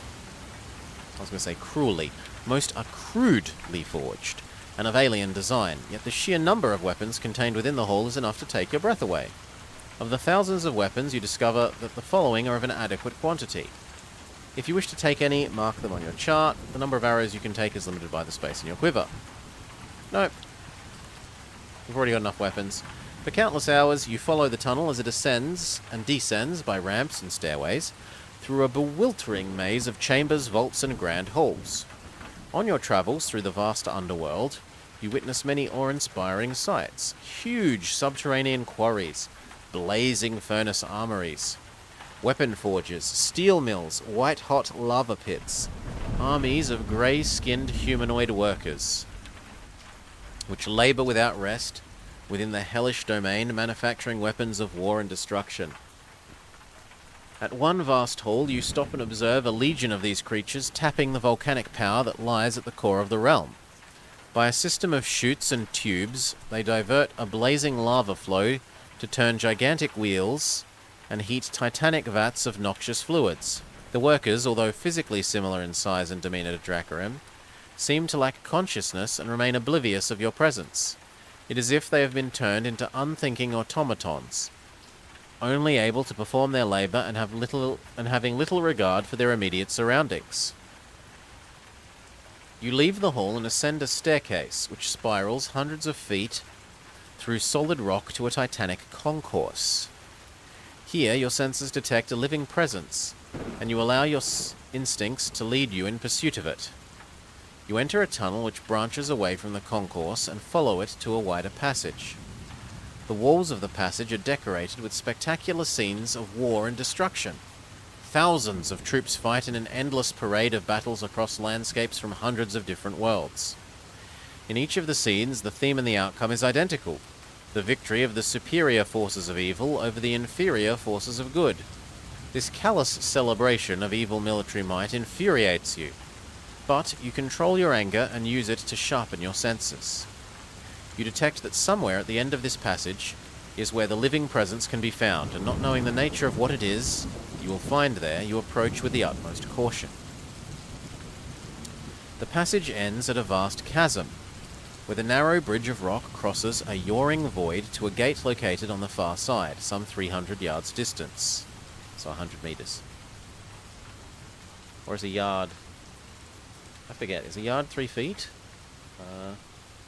How many feet is a yard? I don't use... Yeah, okay, so it's actually 300 meters, or thereabouts. The gate and its surroundings have been fashioned to resemble the mouth and head of a ferocious dragon, and the bridge of rock is likewise carved to resemble its extended tongue. A shimmering, twinkling blue-white light gleams from the mouth of the dragon gate, revealing it to be the exit from this dark domain. Excited by your discovery, you step onto the narrow rock bridge and make your way across to the far side as swiftly as you dare. On either side of the bridge, the chasm falls away into a seemingly bottomless pit. You try not to look down, for the sight makes your stomach churn uncontrollably. You are nearing the center of the bridge when suddenly a dark and terrifying apparition manifests itself before the dragon gate. This awesome sight brings you to a skidding halt. Before the dragon gate stands an armored colossus, clad from horned helm to booted foot in glowing black plate armor. This mighty warrior stands a full arm's length taller than yourself, and radiates an evil so intense that you feel your skin crawling with fear and revulsion. In his right hand he wields a broadsword, carved with runes of power, and in his left a dagger that bleeds scarlet venom. You launch a psychic probe to test the mental defenses of this warrior, and you are shocked when you fail to locate his mind force. You sense that this being is a living entity, and that he is the source of the power that has drawn you to the chasm. Yet, it is as if his mind has been erased. He has the psyche of an automaton, cold, brutal, utterly inhuman. His mental state presents a formidable defense against your otherwise powerful psychic abilities, rendering such attacks near useless. Yet, where your psychic skills have failed, your agility and mastery of conventional combat may prove effective against this hulking foe. If we have a bow, sure, we'll shoot him once. In the blink of an eye, you unshoulder your bow and draw an arrow ready to fire.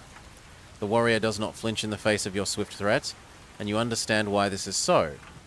As you cast your eyes over his body in search of a target, you are unable to detect any single chink in the thick plain mail that encases him. Cursing your mysterious foe, you release an arrow and send it whistling towards his throat, at a point where the scales on his chest armor meet the lower edge of his great helm. The steel-tipped missile fails to penetrate, shattering harmlessly on impact, and the pieces tumble away into the chasm. Lose an arrow from your inventory. Having tested his armor, there is no rush to close for combat. If at all possible, you would prefer to use your skills to defeat him at a distance. If you have immunity from heat and poison, how would that help me? I mean, magic sounds more useful. Like invisible fist and punch him off the bridge.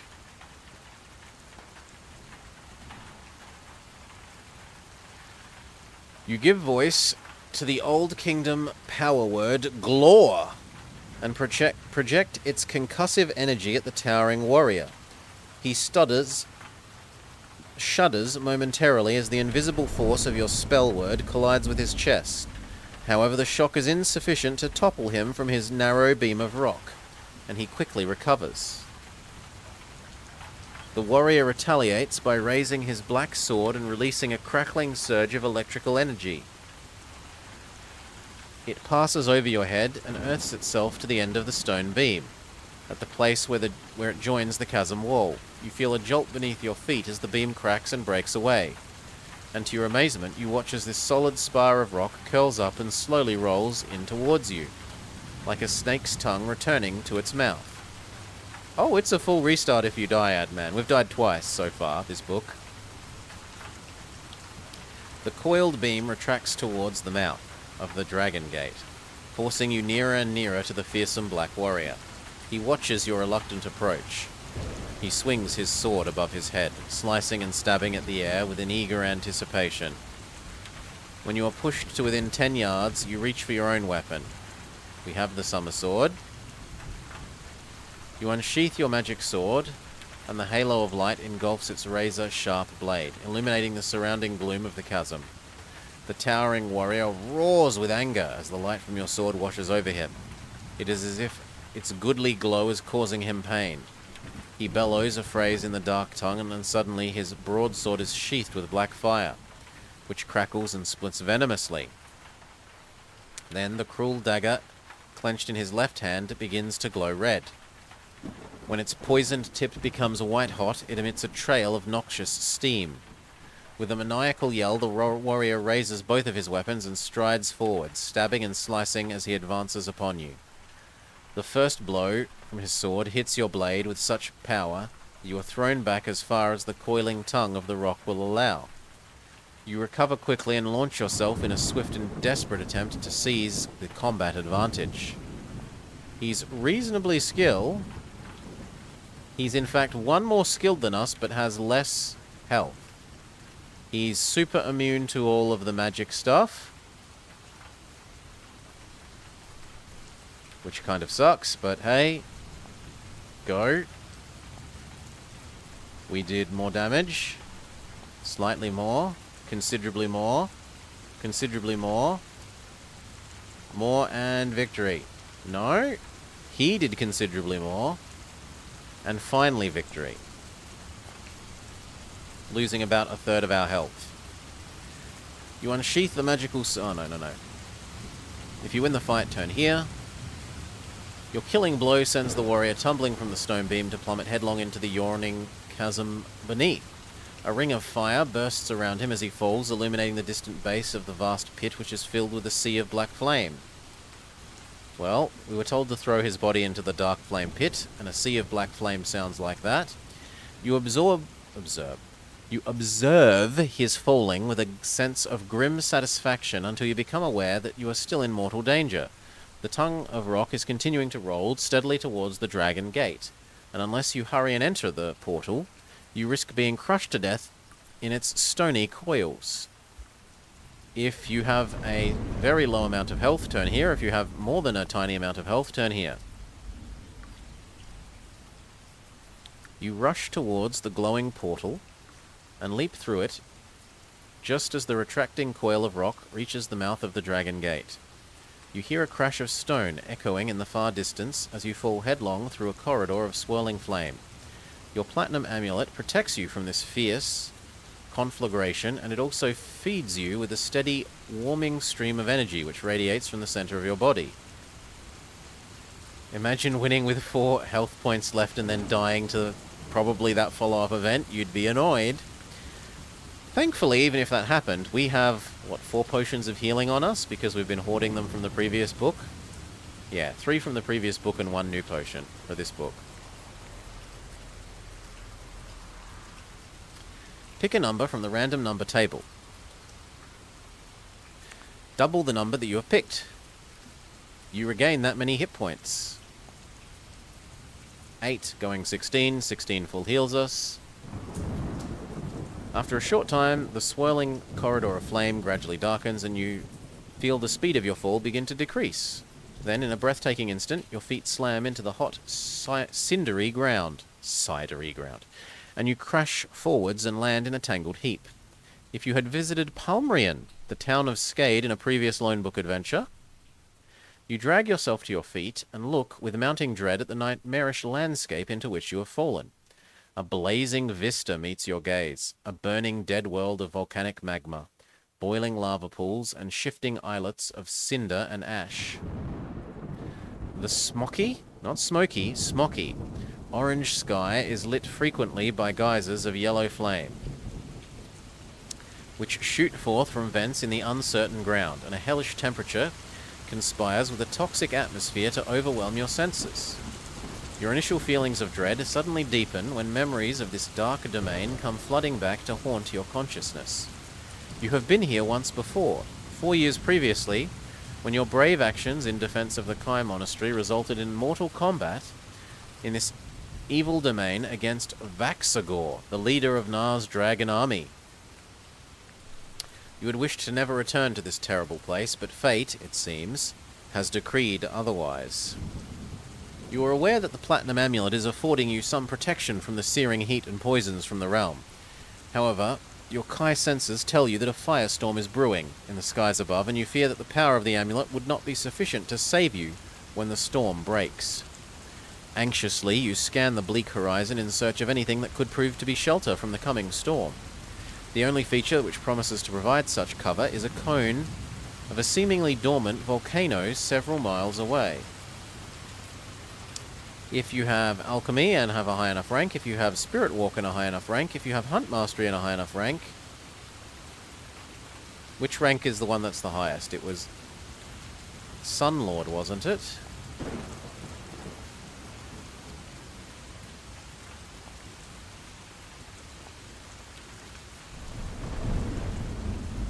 Sunlord, Sunthane, Grand... Actually, Grand Crown looks like it's the best there. Yeah, so we'll go with Magic plus Grand Crown. You speak the words of the spell Teleport and focus your eyes on the distant volcano. At once you feel yourself rising up from the uncertain soil, and you soar like an eagle through the acrid, burning air towards the distant crater. This costs you some hit points, but it saves you from a difficult trek. Upon reaching the crater, you are relieved to discover that its steep sides are covered with hardened lava, dusted with loose volcanic ash. You climb towards the rim, pausing halfway to take cover from the searing hot winds in the lee of a jagged boulder. While you are sheltering there, you take the opportunity to consult the Tome of Darkness. Its metal pages appear as blank as when you first look through them, until you discover a page that is different.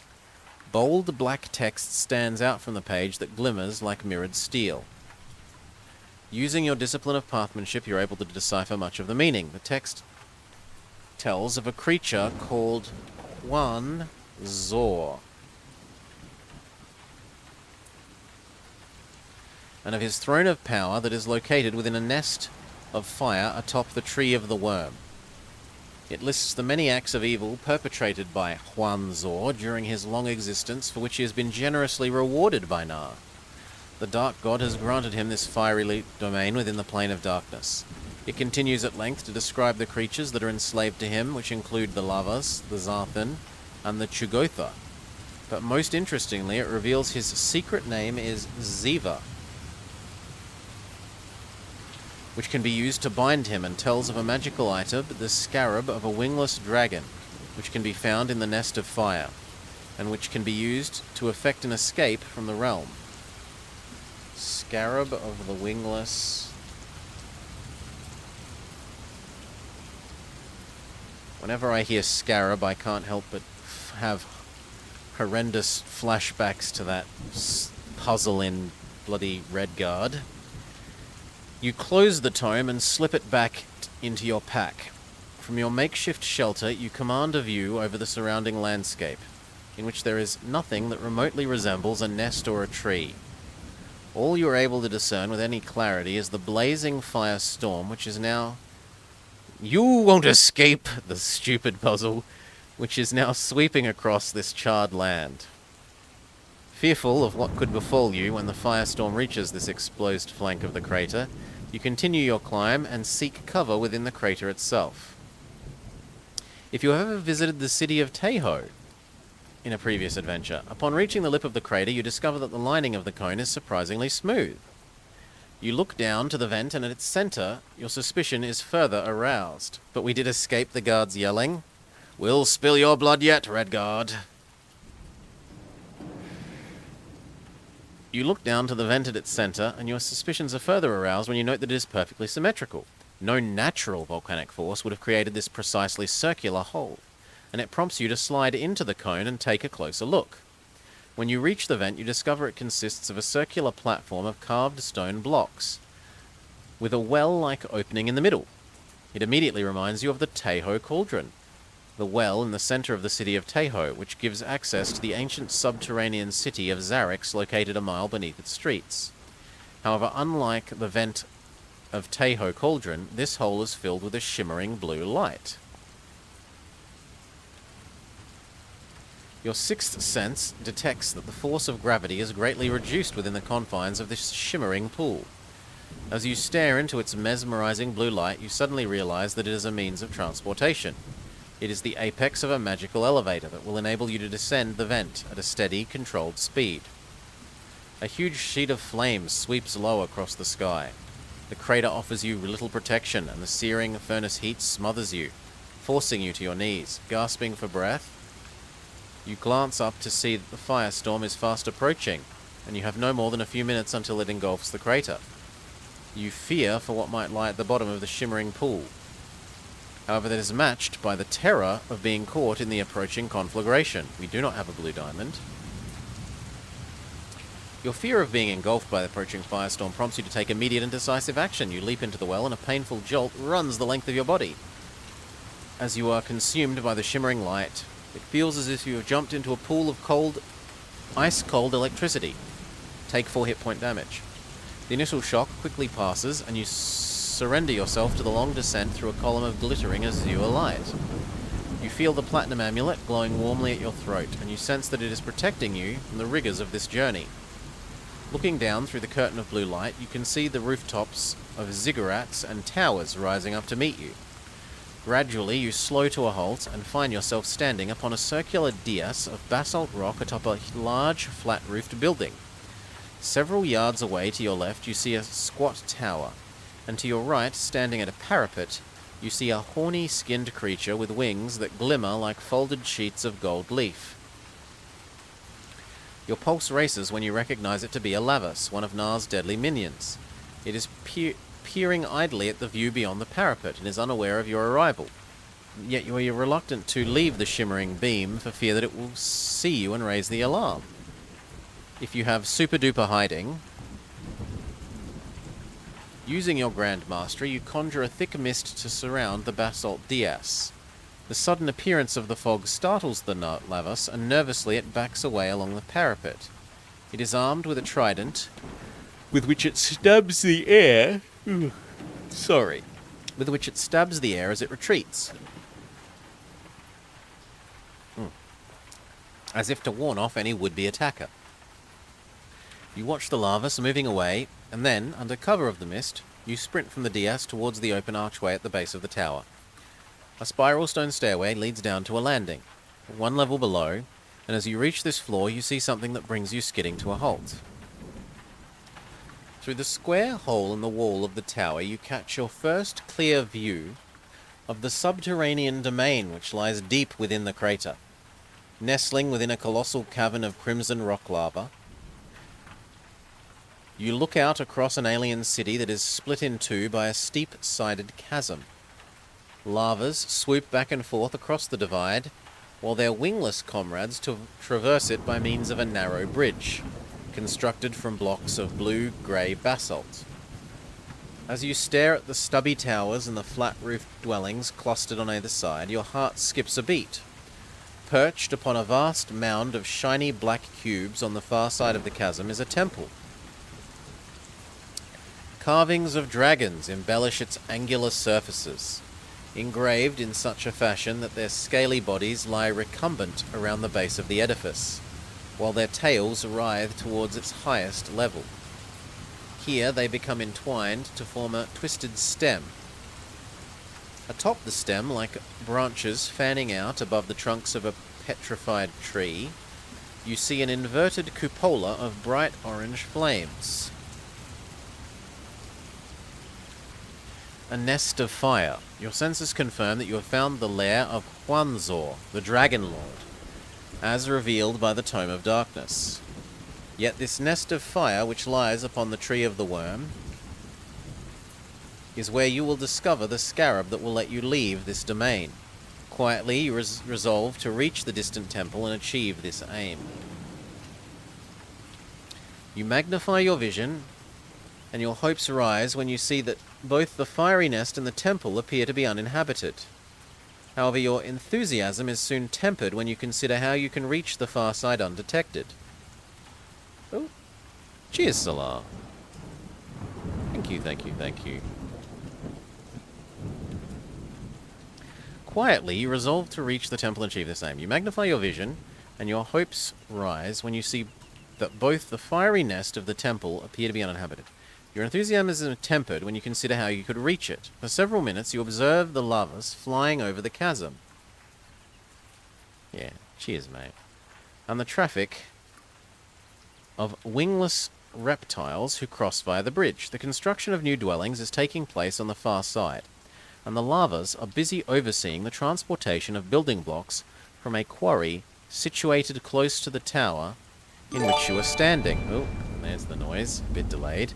Under the direction of the lavas, the steady convoy of winged dragons transports these quarried blocks around the chasm in great nets, which are slung beneath their bellies.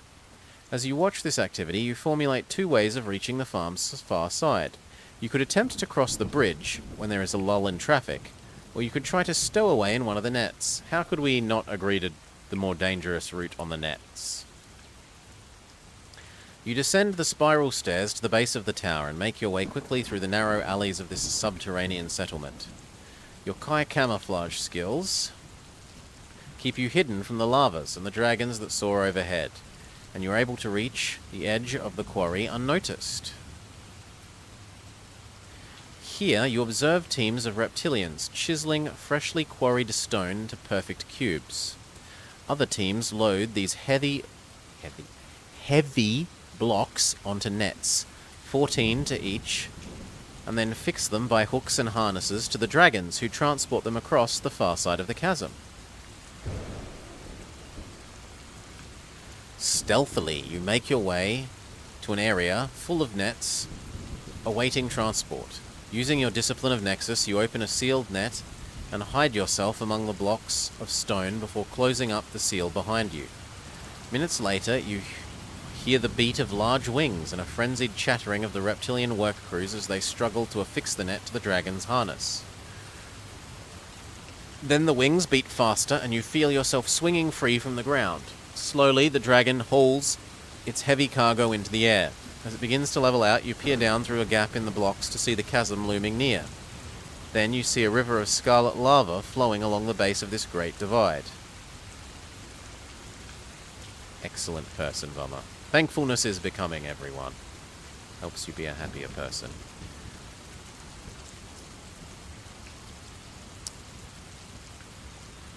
The dragon is approaching the far side when suddenly it dips its huge head and looks down at the cargo hanging below its belly. An icicle of fear stabs your heart when you see its ghoulish eye staring directly at the place where you are hiding. Are we going to attempt to animal mastery control the dragon? You sense that the beast has detected your presence, and you know that you must act swiftly if you are to prevent it from screeching a warning. Defiantly, you return the dragon's stare, and you use your skills to command the creature to forget that it has seen you. Pick a number from the table. If your endurance is lower than 10, take 1. If it is 20 or higher, add 1. No! We roll really badly. To your dismay, you sense that the dragon is oblivious to your mental commands. It does not alert the accompanying larvas as you have feared, but it does begin to rapidly lose height. Rather than continuing its flight towards the construction area, it descends towards an area of broken rocks and derelict dwellings near the edge of the chasm. As it passes low over the derelict buildings, the bottom of the net skims a jagged parapet and is ripped open. One by one, the blocks of stone drop from the ruined net to shatter like exploding bombs as they hit the ground. Desperately, you cling to the net to avoid being swept away and crushed in the fall. The dragon caws loudly when the last block drops away and it sees you entangled in its shredded cargo net. Its frantic cries of alarms alert a passing trio of lavas, who come swooping down to investigate. Fearing capture, you leap from the net and hit a mound of dusty soil, which softens your fall. Winded and shaken by the impact, but otherwise unharmed, you roll away from the mound and take cover beneath a cracked slab of basalt in the hope of avoiding the keen eyes of the approaching lavas. Hail, Alto. Thank you for the raid. Welcome, raiders. We are playing the final adventure, the final book in our Lone Wolf series. This is sort of a choose-your-own-adventure book, but it has some sort of D&D-like combat mechanics in it, where you roll dice, well, essentially roll dice to fight enemies that you encounter along the course of the story. You pick a number from the random number table. If you have super camouflage skill, add 1 to your number. If you have hunt mastery, super hunt mastery, add 1 more. We rolled 0, so we suck again. This is 2 extremely low rolls in a row, and we just instantly die. Rip.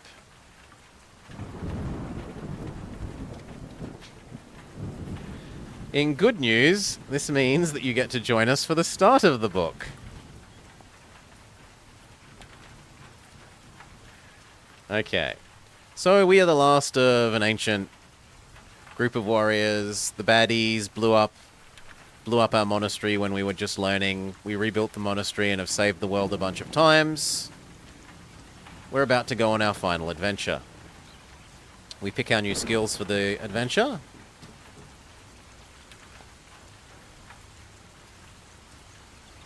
We don't need anything from the monastery. We will grab, for new equipment, 1 meal, 1 healing potion, 1 rope, and a second meal. And we'll see if we can get back to the same place we were. So, people talk to us about our quest. Our quest is to go basically destroy the god of evil, who has a magical stone in his possession that we want to steal. We say that we have a super magical sword that can destroy the god of evil. We say that we have a magical amulet that will protect us from the poison and evilness of his realm. We get sent off via a magical portal.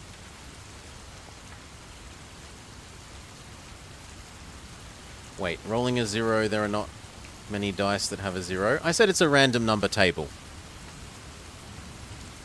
It's easy to describe it as a dice, but it's literally a random number table. Yeah.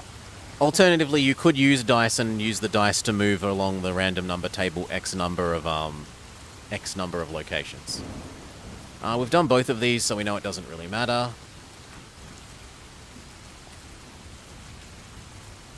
We use super high hiding. We steal the bee's honey, or the dead ant people's honey would be more accurate.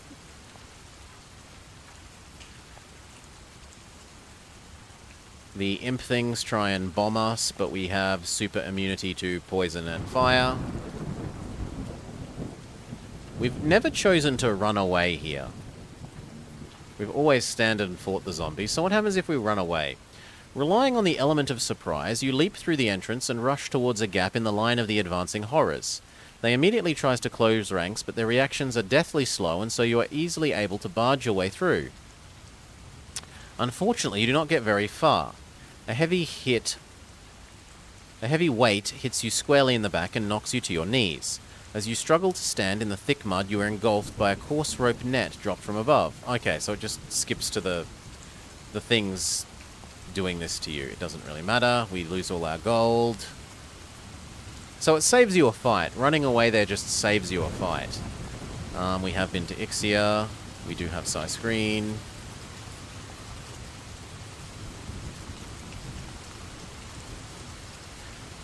We meet mini-boss number 1. We use Magic Shield. We roll well. Magic Shield mostly works. We only lose a little bit of health. His secret name is Kula. We then only steal his amulet, but don't kill him. We catch our boat over to Zone 2, having defeated Zone 1. We know that it doesn't really matter which way we go.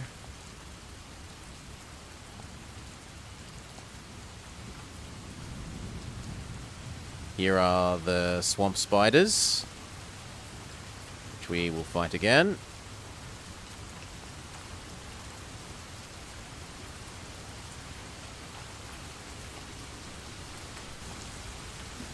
Okay, the swamp spiders did about 1/6 of our total health in damage, but every page we turn we get a regenerate effect. We kill the giant arachnids and drag ourselves through the mud. Then we get back on our feet and proceed. We spirit walk to find what's inside the crypt. We then descend into the crypt. We don't have honey this time. So the beast stalks closer. You see a dull crimson fire glowing at the core of its soulless eyes. It tenses its sinewy muscles, and a dozen steely claws extend like flick knives from its forepaws. It is preparing to attack. I will not try and use our bow.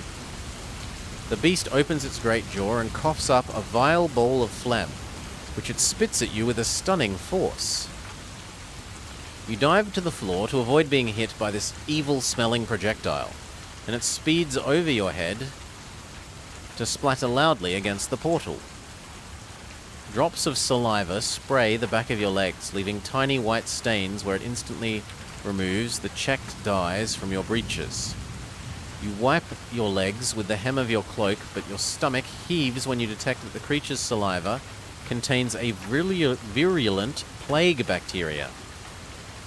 Fortunately, you are strong enough to be immune. Your unexpected survival makes the creature anxious. We have animal mastery. We command the creature to abandon its thoughts of eating us. Its evil eyes widen with uncertainty, and then in a moment of terror, its nerve breaks and it scrambles back up the ramp. Using your Kai skills, you're able to decipher enough of the runes to find a secret code, which lets you press a button, which lets us walk through. We have visited Mogaruith. We have no money. We do have magic. We try and counterspell. We succeed. We blow up the magical spell protecting the magical door, essentially. Well, rather than solving the magical door puzzle, we just cast counterspell so that we can push the door open without the magical trap going off. We have been to Mogaruith. We recognized the Archdruid Sanak, who have defeated like 4 times before, but is once again revisiting his unpleasantness upon us. We don't fall for his trap. We do have the Summer Sword. We have the we have essentially Link's sword, you know, the Master Sword. Master Magic Sword, we parry the fireball back at them. We play tennis with our Magic Sword and their fireball. His special name was Runadan. We collect his Ring of Power and use it to go into Zone 3.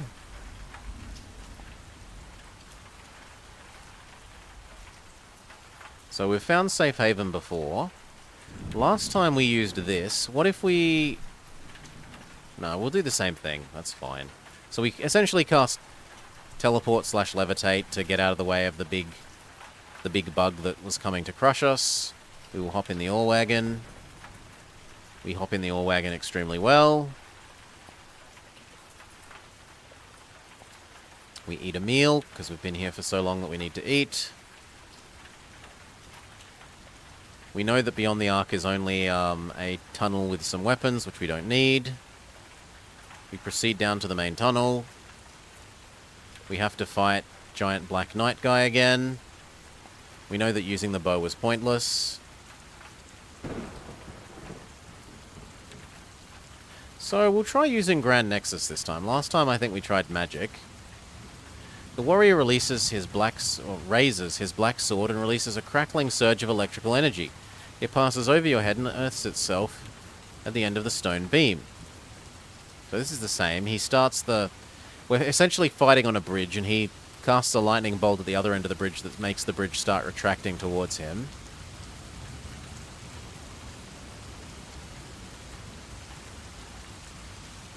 You give voice to the power word Kai, and project its concussive energy at the towering warrior. He shudders as the terrific force of your spell word hits him in the chest and forces him back towards the gate. Instantly you seize your advantage, draw a weapon, and rush forwards to strike the first blow while he is caught off balance. We have the Summer Sword, so he has extra skill. He is only slightly less skilled than us, but has a fair bit less health. Very good roll, very good roll, very good roll. Reasonably good roll. We defeat him.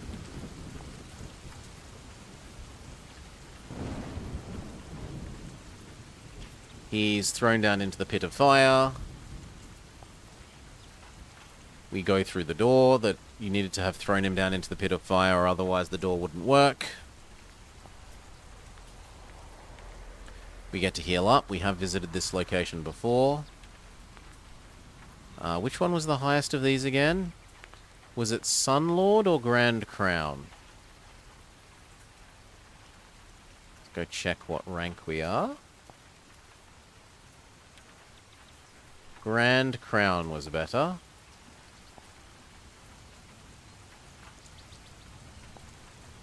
We cast Teleport across to where we needed to go. It costs us 2 hit points, but saves us a long trip. We have been to Teho. We know to go inside the magical elevator. We ride the magic elevator down. We hide from the guard on the top of the roof at the end of the magical elevator. Okay, so going via the dragon didn't work well last time. Let's go the other way. Try and cross via the bridge. Admittedly, we rolled 2 really bad rolls in a row the dragon way, but maybe this way is safer. You hurry down the spiral staircase to the base of the tower and make your way quickly through the narrow alleys of the subterranean settlement, using your camouflage skills to stay hidden from the lavas and dragons that soar overhead. You make your way undetected to a group of rock mounds that overlook the chasm. You observe the bridge, blah blah blah blah blah, how will you cross the bridge? So if we have Animal Mastery, we could try something. If we want to magically try and use the Force to do something to the bridge, essentially, Kai Surge's telepathy powers. Or if you can't do either of these because you don't have the skills, let's try the Animal Mastery. You notice a reptilian guard is standing on a wide parapet of the bridge. Drawing upon your improved discipline of Animal Mastery, you focus on the creature and implant an image of its most feared enemy into its mind. The beast begins to tremble uncontrollably. It drops its weapon, and with a howl of abject terror, it slips and falls headlong into the void. A pair of passing lavas dive into the chasm, screeching and cawing in alarm. The handful of creatures who are on the bridge immediately rush to the parapet. They are eager to watch as the lavas attempt to save the falling reptile before it splashes into the molten river below. From the sound of their cackling laughter, you get the impression that they're hoping the rescue won't be successful. Whilst this ghoulish group are enjoying the sight of their comrade's plight, you seize the opportunity to make a dash across the bridge. Pick a number from the random number table. If you have super invisibility camouflage skill, add 3. If you have hunt mastery, add 2. If you have low health, subtract 1. We roll not bad. We roll really badly, even though we have both skills, and we insta-die. Death's up by 1. So no, this path is not necessarily any safer than the dragon. Than the dragon nets. In fact, if anything, it's less safe, because the dragon nets needed us to fail 2 rolls in a row, whereas that way only needed us to fail 1.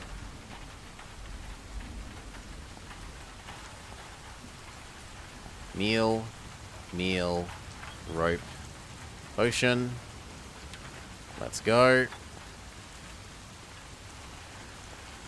So same thing, we're told about our quest. Our quest is to go get the moonstone out from the chamber of the evil god.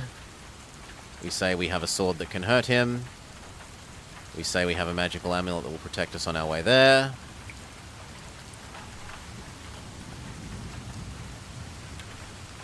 We help them teleport us to the evil god's sort of dimension. We know that neither of these matter. They both end up going to the same place. So which way we choose to proceed is sort of irrelevant. We will grab the honey, because it makes it so that we don't have to try and mind control the hyena thing, the animal in the crypt.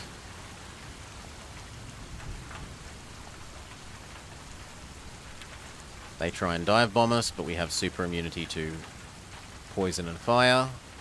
We know that running away here is fine and just saves us a fight. We will lose one of our spare ropes. We have visited Ixia. We do have Screen. We meet Mini-Boss 1. We cast Magic Shield while they try and throw spears at us. Magic Shield mostly works. His secret name was Kula. We steal his amulet, but leave him alive. We advance onto Area 2, having defeated Mini-Boss 1. We know that it doesn't matter which two of these we do.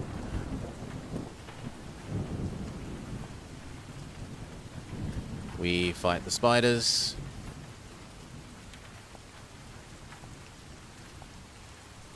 Spider's dead. Spirit walk to find out that there's a trap inside the crypt. Go into the crypt. The big hyena monster thing comes down and follows us. We feed it honey and it goes away.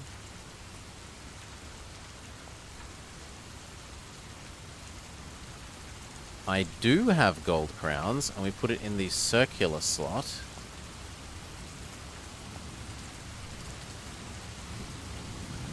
We have visited Mogaruith. We do have Screen. We don't trust the spirit of our dead enemy who has fought us on 4 separate occasions. We do have the Summer Swords, so we can parry the magic back at them. His secret name is the Middle One.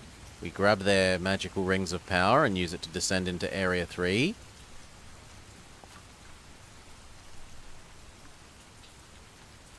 We can find Safe Haven and then cast magic to get out of the way of the charging bug. We will try and ride the wagon again. We take some damage. We eat a meal. We make our way to the chamber for this end area. We know not to go here because it's just an armory with weapons, and we already have enough weapons. Welcome, Mr. Black Knight again. We know not to shoot him. We do know that this actually sort of did something. We do have the Summer Sword. Fight.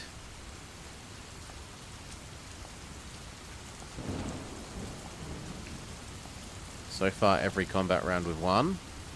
Success, he got us down to 2/3 health. Don't get destroyed by his magical gate. Get some health back. We have been to Palmrian.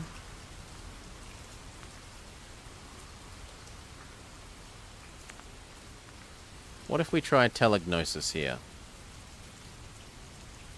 We cross the difficult terrain to the distant crater in as short a time as possible by adjusting our body's weight. But we still suffer some minor injuries. Okay, we've been to Tahoe, we ride the magical elevator. We don't have the item that prevents the magical elevator's security from attacking us. At the other end of the elevator, we hide from the guard with our super hide skill. Now, we know to not try and use the bridge, but rather ride the dragon. And hopefully this time we succeed. We succeed at convincing the dragon that we don't exist. We go, we are not the person you are looking for at the dragon. To your relief, you sense the dragon is no longer convinced that it is carrying a stowaway. It raises its head and continues its flight towards the construction area, which lies close to the main temple. Upon reaching this busy area, it hovers above an expanse of leveled ground, which is covered with dozens of cargo nets full of blocks, awaiting collection by the building teams. A crew of 4 reptilians guide your net gently to the ground and then swiftly unhook it from the dragon's harness. From the safety of your hiding place, you watch as the dragon flies away to go collect more cargo. As soon as the reptiles move on to attend to the next delivery of blocks, you leave your hiding place and make your way as quickly as possible to the temple. The piles of building materials and partially filled dwellings that surround the base of the temple make it easy for you to approach the edifice without being seen. Your senses confirm that this grand construction is the lair of Huan Zor, master of this fiery domain, and they also confirm that the evil dragon lord is not in residence. You skirt around the base of the temple until you locate an entrance which is guarded by 2 armored reptilians. Using your Magna Chi skills, you lure the guards away from their posts long enough for you to gain entry. Once inside, you discover that at ground level, the temple comprises just one large chamber, which is supported by a single central pillar that runs through the middle of the building. A circular stair winds around the outside, giving access to the layers above. Cautiously, you ascend the stairs and pass through all 4 levels. The higher you climb, the hotter it becomes until you reach the uppermost tier. Only your platinum amulet saves you from being roasted alive. In the roof of this narrow circular chamber, you discover an open trapdoor through which you can see a mass of flickering orange flames. You sense that it is the base of the Nest of Fire, the location as told in the Tome of Darkness of the Scarab of the Wingless Dragon, the artifact that can secure your escape from this domain. With bated breath, you climb the scorched steps that lead to the open trapdoor, but as you draw closer, your sixth sense warns you that not all is as it seems. It is protected by an invisible shield of magical energy. If you have a blue diamond, turn here. Else, turn here. We haven't found a blue diamond, so we go this way. A closer look at the raised stonework surrounding the trapdoor reveals an unbroken line of engravings that flow around the number of square indentations in the scorched basalt.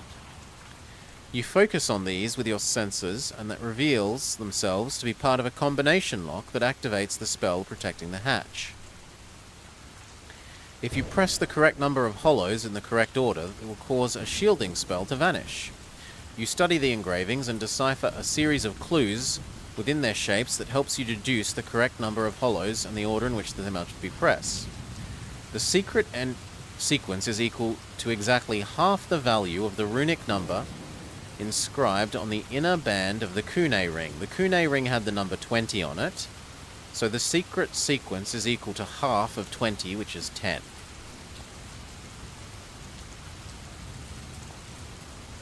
Correct. Proceed. The instant you tap the 10th square, amber sparks flare and crackle to life, encircling the opening like a trail of a slow-burning fuse. You sense that the magical shield that protects the hatch is disappearing. When you can no longer detect any residue of magical energy, you pull yourself through the trapdoor and climb into the nest of fire.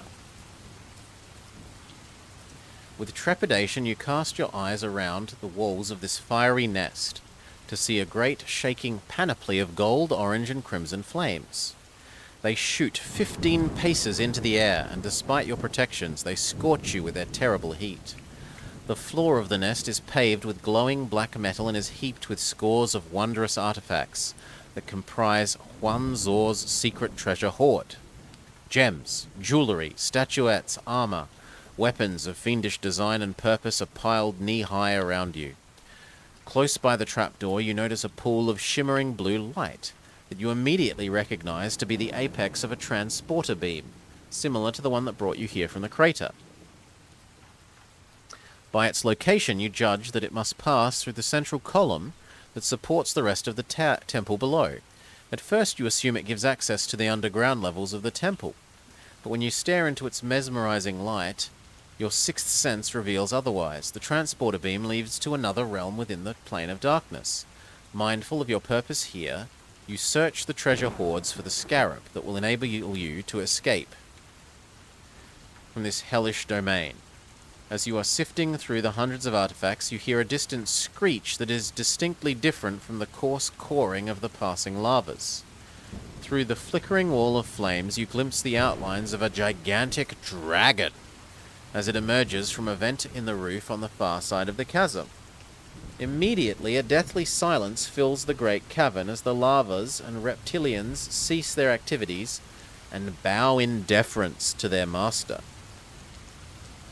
Your pulse races when you see the monstrous creature come gliding across the chasm towards the temple, for you know that he is Huan Zor, the Dragon Lord, ruler of this realm of fire, and he is fast returning to his nest.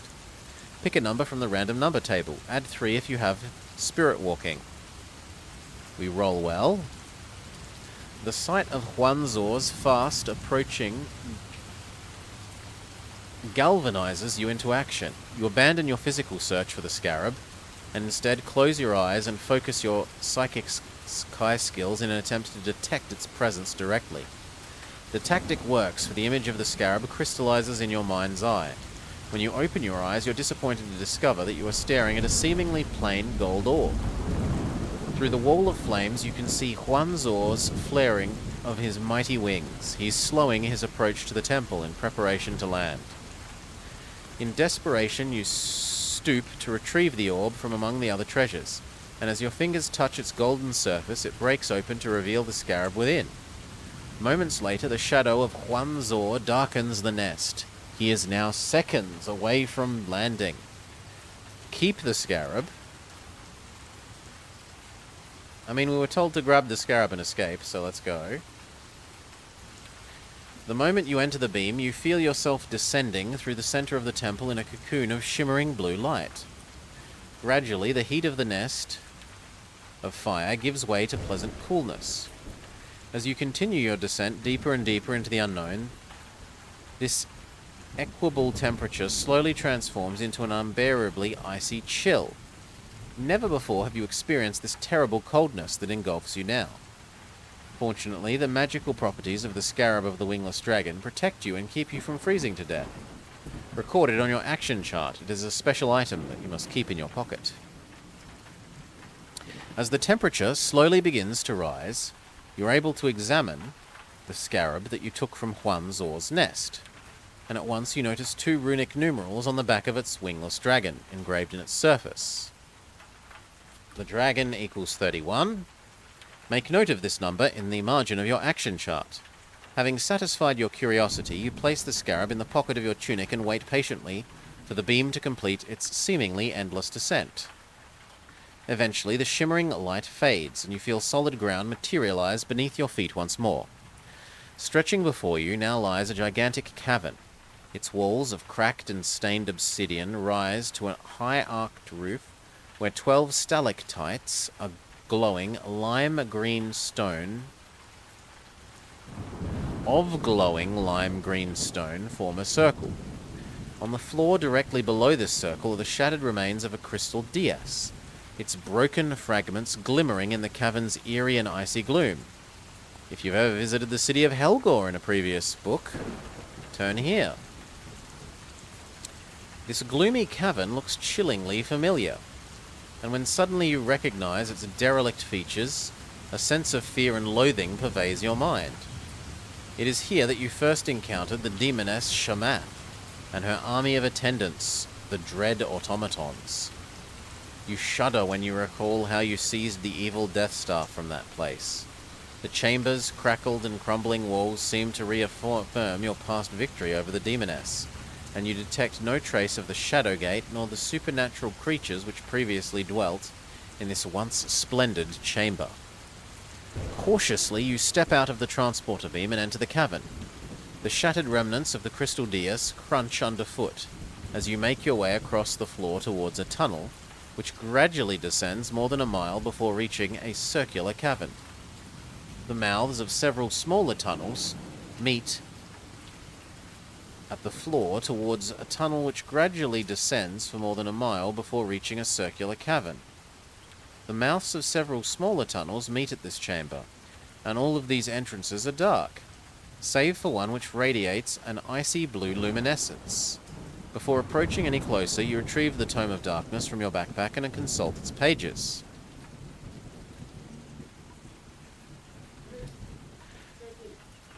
Oh, just a sec. Yeah? Anyway.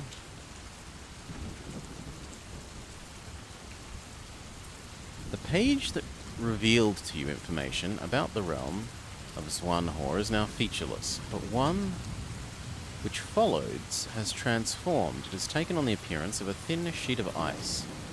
Sandwiched within its transparent layers are lines of blood-red writing interposed with intricate diagrams and astrological charts. Relying once more upon your Magna Chi discipline of pathmanship, you are able to decipher much of the sorcerer's text. The writings confirm some of what you already know, and they also provide you with fresh information that may aid your quest. You've entered the realm of the demoness Shamath, the mistress of the gates of darkness. The tome does not tell of her defeat by your hands, but you assume that this is because it was written long before your recent victory over her and her minions. Speaking as if she was still in control here, it says that she rules this domain from her throne of power, which stands beside the Pool of Sorrows. You pass over the long list of unspeakably cruel deeds, which earned her the right to rule this icy realm, and the revelation of her secret name, Gnekasha. Let's write that down. Shamath equals Gnekasha, in case she comes back. Until you discover that which interests you most. Details of how to escape the realm. You swallow hard when you read that all those that would seek to leave must first spill their own blood in the Pool of Sorrows. As you close the tome and stow it away in your backpack, you stealthily approach the tunnel entrance, which is radiating a pale azure light. When you halt upon its threshold and peer through its embellished archway, you witness a scene that both shocks and confounds you. Beyond the archway, you see a vaulted cavern ringed by pillars of ice. A huge marble throne and a table of carved marble stand before two massive black gates which gleam like polished jet. Located behind the throne and within an arm's length of the grand gates, you glimpse a well-like pool set flush into the frosted cavern floor. The surface of this well is seething and swirling as if it was black waters about to bubble and boil over. The sight of this wondrous cavern is a stunning spectacle, yet it pales in comparison to the visage of the creature occupying the massive throne. If you had ever visited Lake Vorndarl, turn here. Icy fingers of fear grip your heart when you see the huge dread form of the demoness Shamath, again seated upon the marble throne. She is slumped forward over the adjacent table, her face buried in her crossed arms as if she is asleep. The few remaining parts of her body which are visible appear to be sheathed in sections of shiny black armor. You note this is the same armor she wore when you defeated her 5 years ago. Suddenly, the sound of approaching footsteps echoes from one of the nearby tunnels. Anxious to avoid the risk of a confrontation, you slip into her chambers and take cover behind one of the icy pillars that encircle the walls.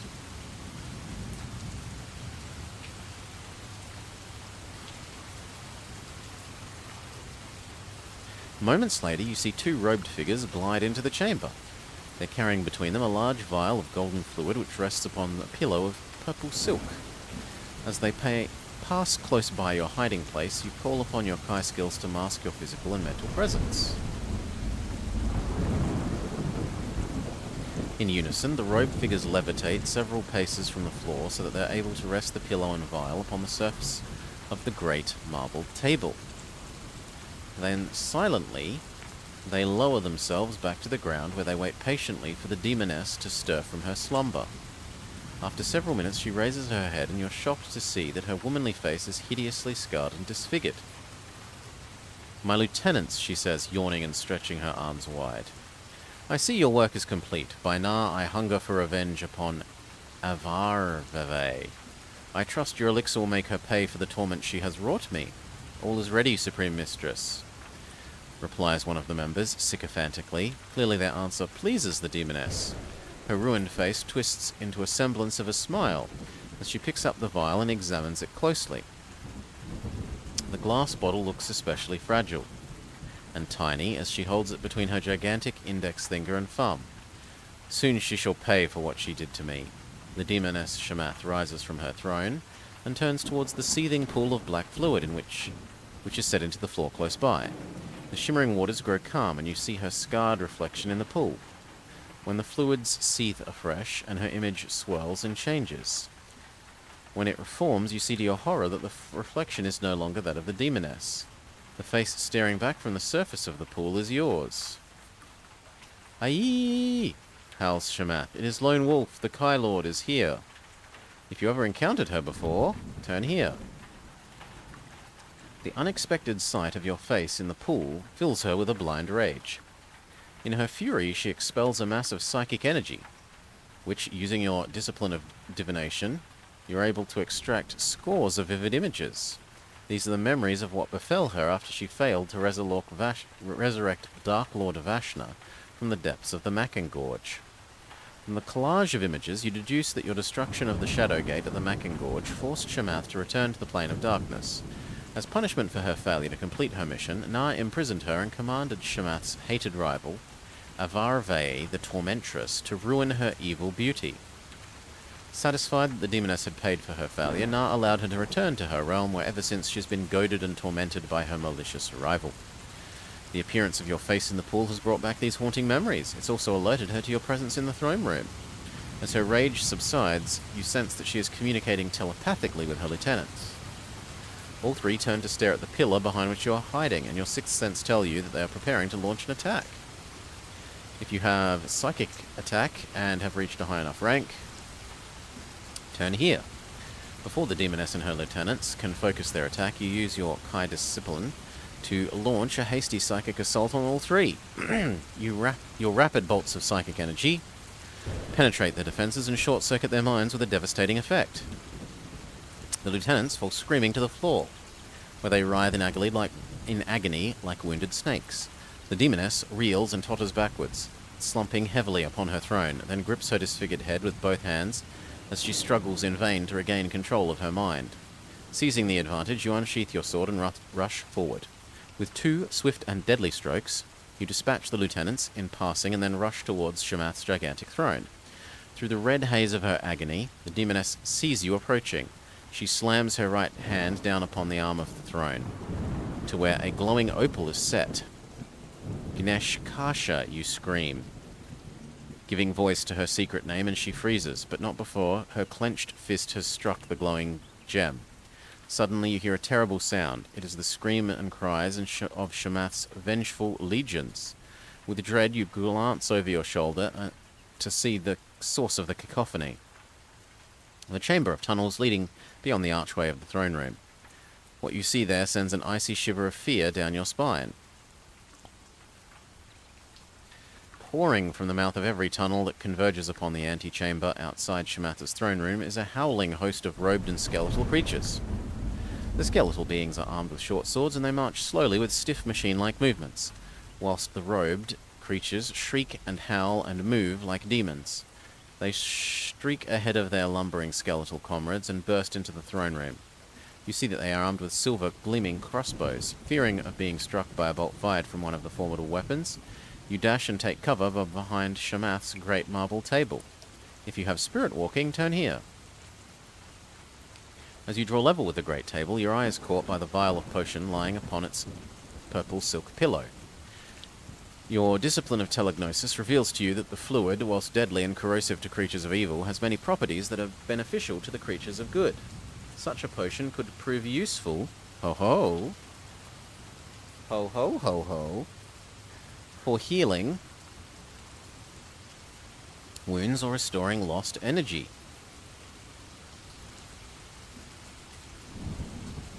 Sure. You take a running leap at the table and grab the vial. As your feet return to the ground, you stagger forwards and throw yourself behind the great throne of power of Shamath. Crouching there with fear running cold in your veins, you listen to the hiss of the first crossbow bolts and the screams of the approaching horde. You notice the waters of the strange pool lie no more than a dozen yards away from the throne.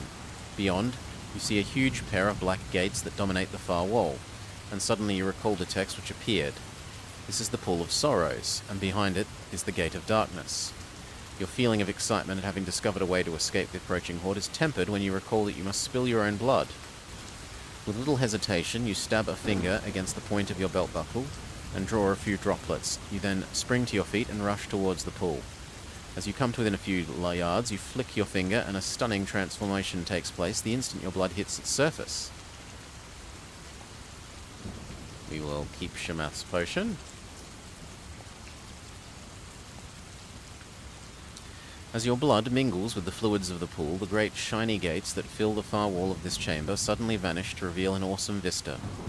Beyond where these gates once stood now lies an expanse of deep space, an infinite blackness, a void speckled with distant stars and the wispy trails of passing comets. And though the thought of stepping into the vast perspective of this void fills you with fear, but you choke back your doubts and anxieties, for you know that it is the only certain way out of this domain.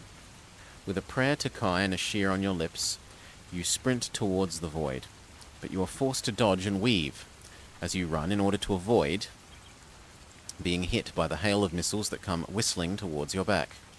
Pick a number from the random number table. If you possess alchemy or magic, add 3. If you possess assimilance, add 2. If you have hunt mastery, add 1.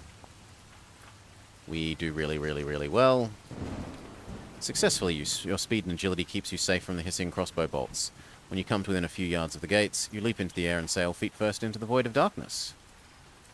As you pass into the void, a sensation of unimaginable speed assaults your senses. You fly through the stellar darkness, and the universe unfolds before you like a million gems strewn upon an endless sea of black velvet. Your physical body is sheathed within a case of pale white light, and you sense that it is a protective shell generated by your platinum amulet to protect you from the icy chill and airlessness of the astral starscape. You surrender yourself to the invisible currents that ebb and flow through the void, and as you glide across the immeasurable no-space, once more you consult the Tome of Darkness. The transparent page that revealed information about Shamath's realm is now blank, but the one which follows has changed in color and texture. Lines of glowing text have appeared on the page that is as dark as space itself.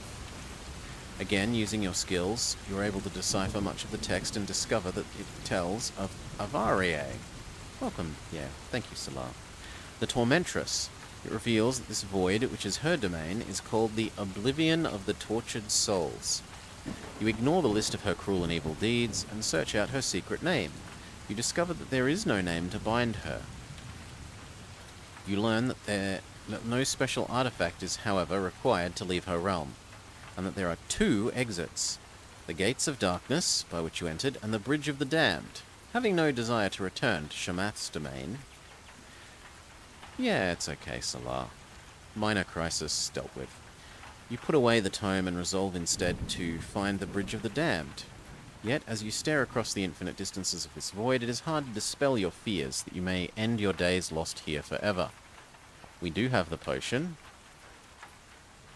Your sixth senses detects that the potion has properties that could heal your body and restore your energy. If you wish to drink all of the potion, you can restore all of your endurance points. However, if you drink the entire potion, you must erase it. You may drink half and restore 5. If you drink only half, you need not erase it. I don't want to drink any.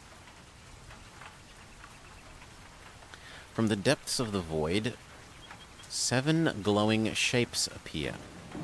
At first they defy your direct gaze, as if these shadowy semblances could only be observed from a particular angle. But as steadily they draw closer, they solidify, and their fearsome shape becomes plain to see. They appear as 7 skeletal riders, each cloaked in a glowing robe and mounted upon a hellish, supernatural steed. They wield lances wreathed with white flames, and eyes have pinpoints of fire. If you have ever visited Yanis, the Shining City, turn here. You recognize these creatures, for you have encountered them before, when your Magna Chi quest took you to the fringes of the Neverness in the Dizian Plain. They are Shadow Reavers, holy evil spirit entities. They serve Nar's champions of darkness as scouts and messengers upon the non-corporeal planes of existence. The 7 riders keep their distance, yet they pass close enough to satisfy their curiosity before they turn and speed away into the void. As you watch them disappear, a deep sense of unease grips you. You are relieved to have avoided a confrontation, yet you sense that their departure is but a temporary reprieve. They will yet return in greater numbers. Shortly after, you witness several objects that appear like comets encircling a cluster of distant stars. As you glide towards them, the comets break away from their orbit and come soaring to meet you, racing with each other to be first. A collision looks imminent, but your mounting fears are soon forgotten when the surfaces of the shooting stars undergo a stunning transformation. Their leading surfaces take on the semblance of human faces. If you've ever been to the city of Torgar, turn here. You are shocked to the core when suddenly you realize the faces that have appeared are the 3 leading comets. The first is Lord Pydo, the Vakaros warrior who accompanied you through the uncharted swamps of the Danarg, and later sacrificed his life to protect yours in the infamous Dark Lord fortress of Torgar.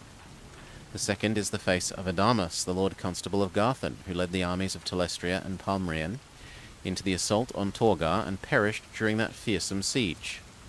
The third is the bearded face of Seb Jarel, the brave Uran partisan who guided you through the Hell Swamp, and in so doing forfeited his life. You like the faces?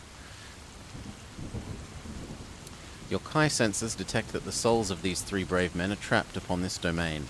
Their spirits captured by evil at the moment of their deaths, and Nar condemned them to an eternity of service of Avarve, the Tormentress. You see them mouthing words. They are pleading for you to release them. If you possess deliverance and have a high enough rank, out of a sense of duty and respect for the memories of these brave men, you recite the secret words of the ceremony of exorcism. As you intone the hallowed words, you feel an aura of peace and tranquility descend upon their tormented souls. Their twisted and pained faces gradually soften and fade. With an overwhelmed sense of release, you detect that they are no more.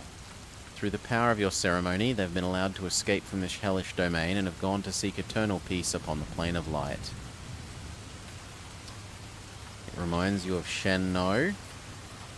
The comets, now devoid of soul energy, are drawn back into the orbit of a distant star cluster.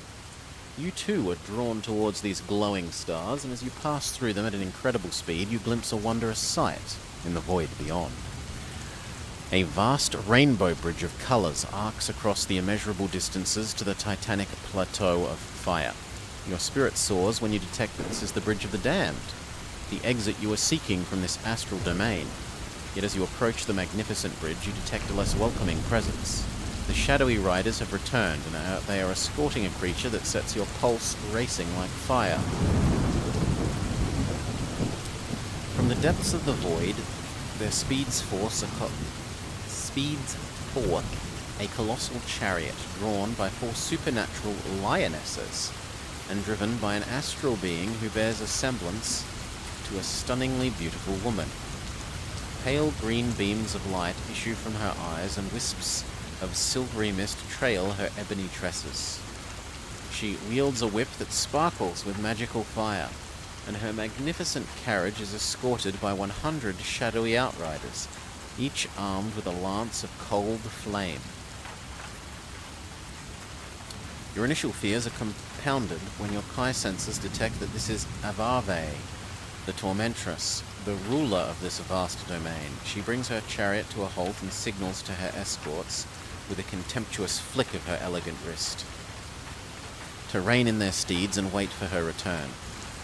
Then she glides from her carriage upon a carpet of silvery mist and moves effortlessly towards you. As her gigantic face looms above, you see a sneer of disdain curl her cruel, voluptuous lips. If you have her potion, turn here. Hurriedly, you retrieve the potion from your pack. Do you recall that Shamath had intended to use this preparation to enact her revenge on Avave? With the memory of the demoness's words lingering prophetically in your ears, you pull out the stopper which seals the glass vial and hurl it in her face. Avave screams echo to the furthest corners of her domain. With her hands clutched to her face, she soars like a meteor into the darkness above and disappears completely, leaving her carriage and escort of outriders dazed and confused. The sound of her terrible scream, followed by her sudden rout, shatters their nerve. Quickly they wheel with their steeds, and Avave's chariot in tow. They flee across the cosmic starscape in search of their immortal mistress.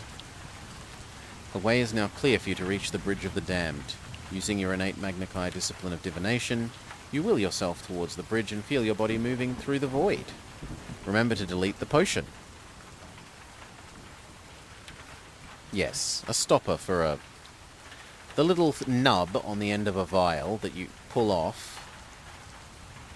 A stopper. Or a cork. If it's not made of actual cork, like a rubber one, or wood, then stopper. You soar across the shimmering span of this colossal bridge towards a new and terrifying realm. Ahead, you see a sprawling plateau burning with a magical flame. At its center, there is a vast crater of cinder and ash rising like a towering spike at the heart of this desolate bowl. You glimpse a titanic fortress. As you traverse the Great Bridge of the Damned, you consult the Tome of Darkness, and it confirms your highest hopes and your deepest fears. Ahead lies the realm of Na and his dread stronghold of Dazganon. The tome warns those that voluntarily seek to enter this. They must possess 3 magical artifacts: the Nzatpok amulet, the Kunai ring, and the scarab of the wingless dragon. The final page of the tome lists the names of Na's closest minions who dwells within, and one who dwells without, whose name is Zor. Zor, who dwells without.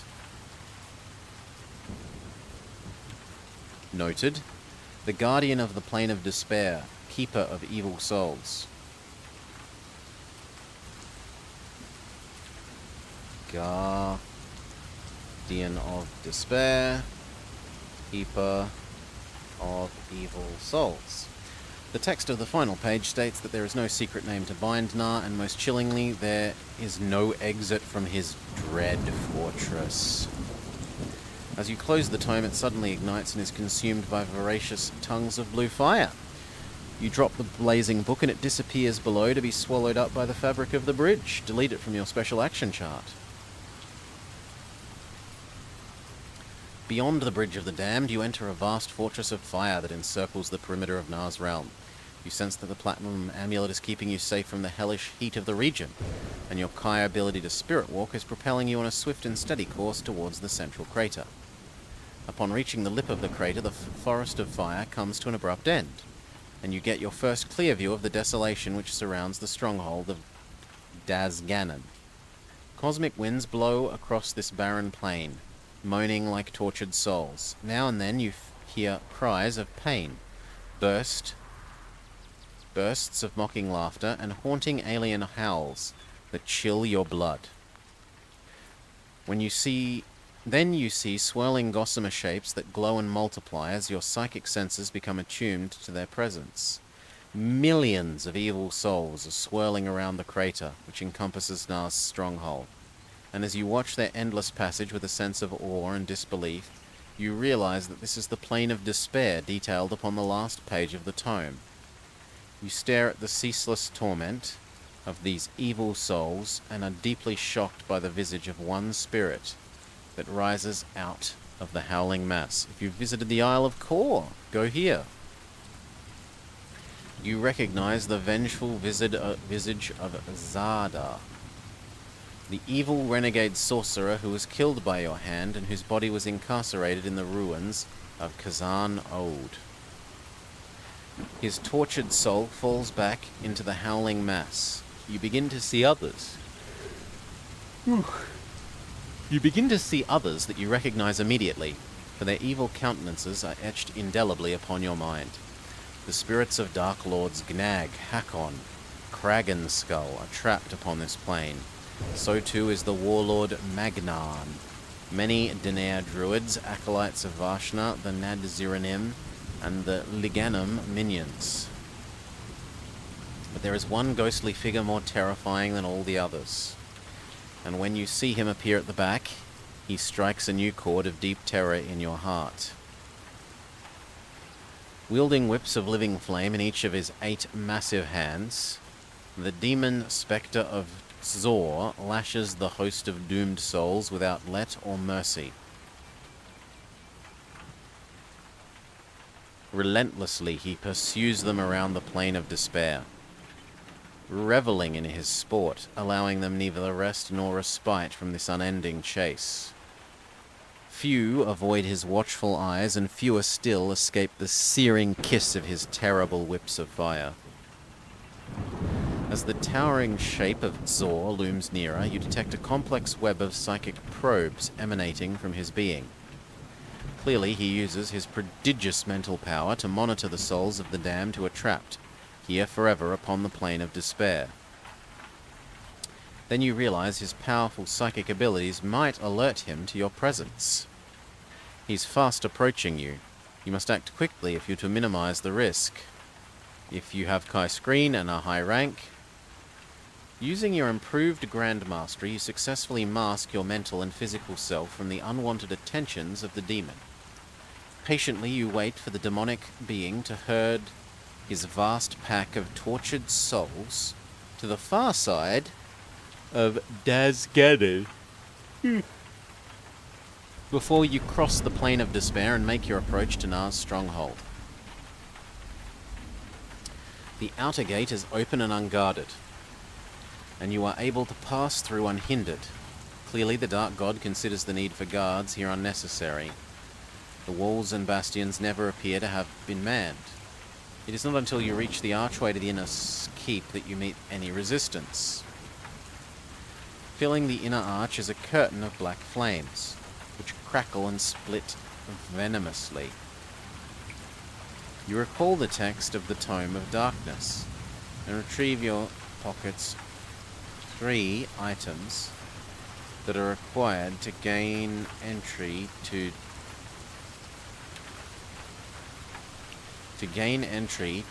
Dazganon. Then, with trepidation, you close your eyes and step directly into the wall of blazing black flame. Added together the 3 numbers that appear on 3 special items that will enable you to gain entry, if you have gathered all 3 and noted these numbers. So 31 plus 20 is 51 plus 6. 51, 57.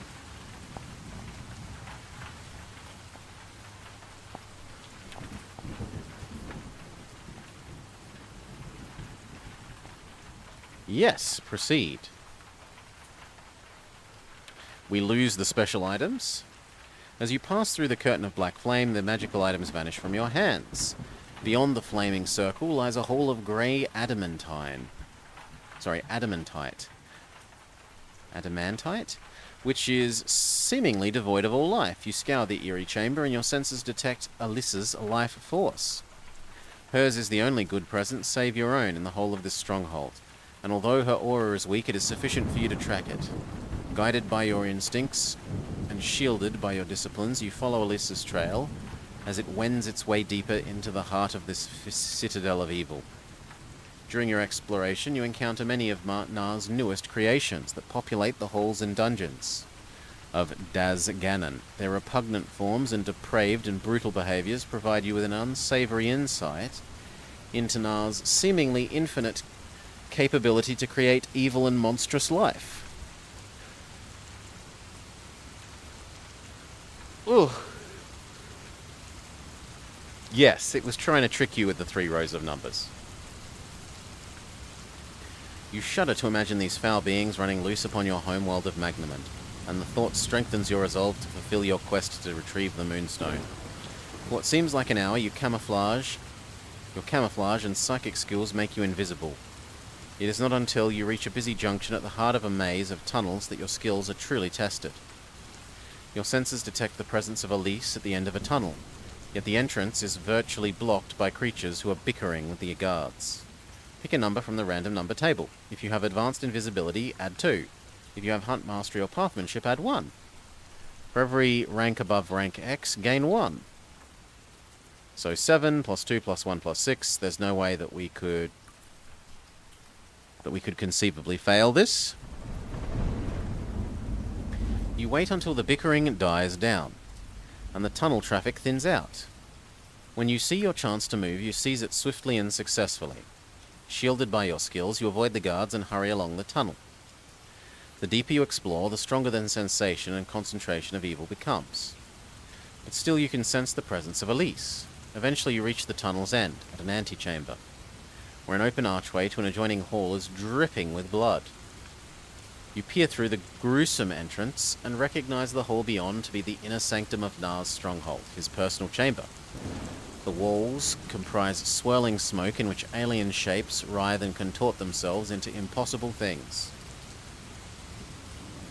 The circular plinth occupies the central section of the floor, and your heart skips a beat when you glimpse something beyond the plinth, encased within a glimmering field of energy. You see Elise sitting cross-legged within a globular force field, her emaciated face and limbs clearly displaying the price she has paid for her continued resistance to the Dark God.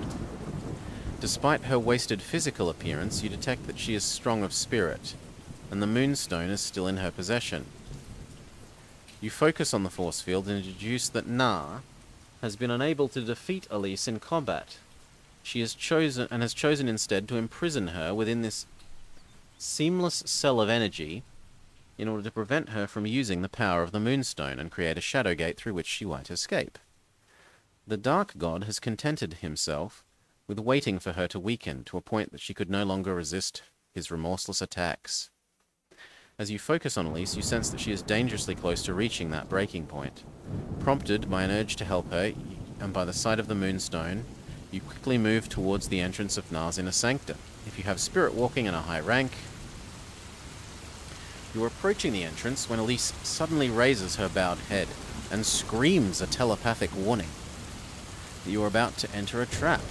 You skid to a halt, but moments later you feel a massive weight hit you between your shoulder blades. You have been struck by a powerful shockwave that propels you headfirst through the blood-stained entrance to Nar's inner sanctum, which then closes behind you like a rapidly healing wound. You leap to your feet and unsheath your weapon in readiness to defend Elise and yourself before any threat that Nar may launch. You don't have to wait long for the threat to materialize. Bustling out from the smoky wall of the chamber comes Nar's fearsome champion, Kekatag the Avenger, attired in his resplendent battle shorts that glimmer like slime-dulled gold, and beneath his helmet there is a hollowed skull face from which emerges a sickly stench that permeates even the foul air of his hole. The skulls and bones of humans bedeck his armored hide, and in his mighty hands he carries a great two-handed axe, its blade stained black with the blood of his countless victims. The terrifying warrior mesmerizes you with his glowing eyes, and you feel waves of powerful psychic energy buffet your mind. I have the summer sword. You raise it, and a blinding halo of golden light engulfs the blade. You sense that Na is present, but he will not materialize and show himself as long as the divine blade is unsheathed, for he fears your god-forged weapon may destroy him. He is content to allow his mighty champion, Kekatag, the pleasure of slaying you on his behalf. Kekatag pounds the paw repeatedly with his armored boot to demonstrate his eagerness to commence combat. In response, you give voice to your battle cry, "For Summerland and the Kai!" You launch yourself at your fell adversary in an attempt to land the first blow. 60 skill, but he does count as undead. So we get to do bonus damage to him. And he isn't psychic immune.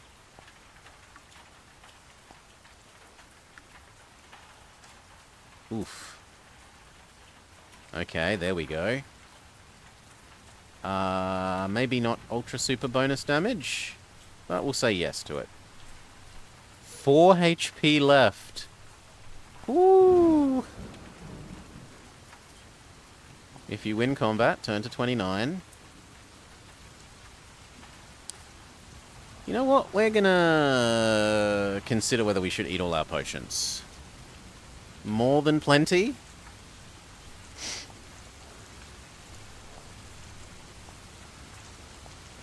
Let's eat 2 of them.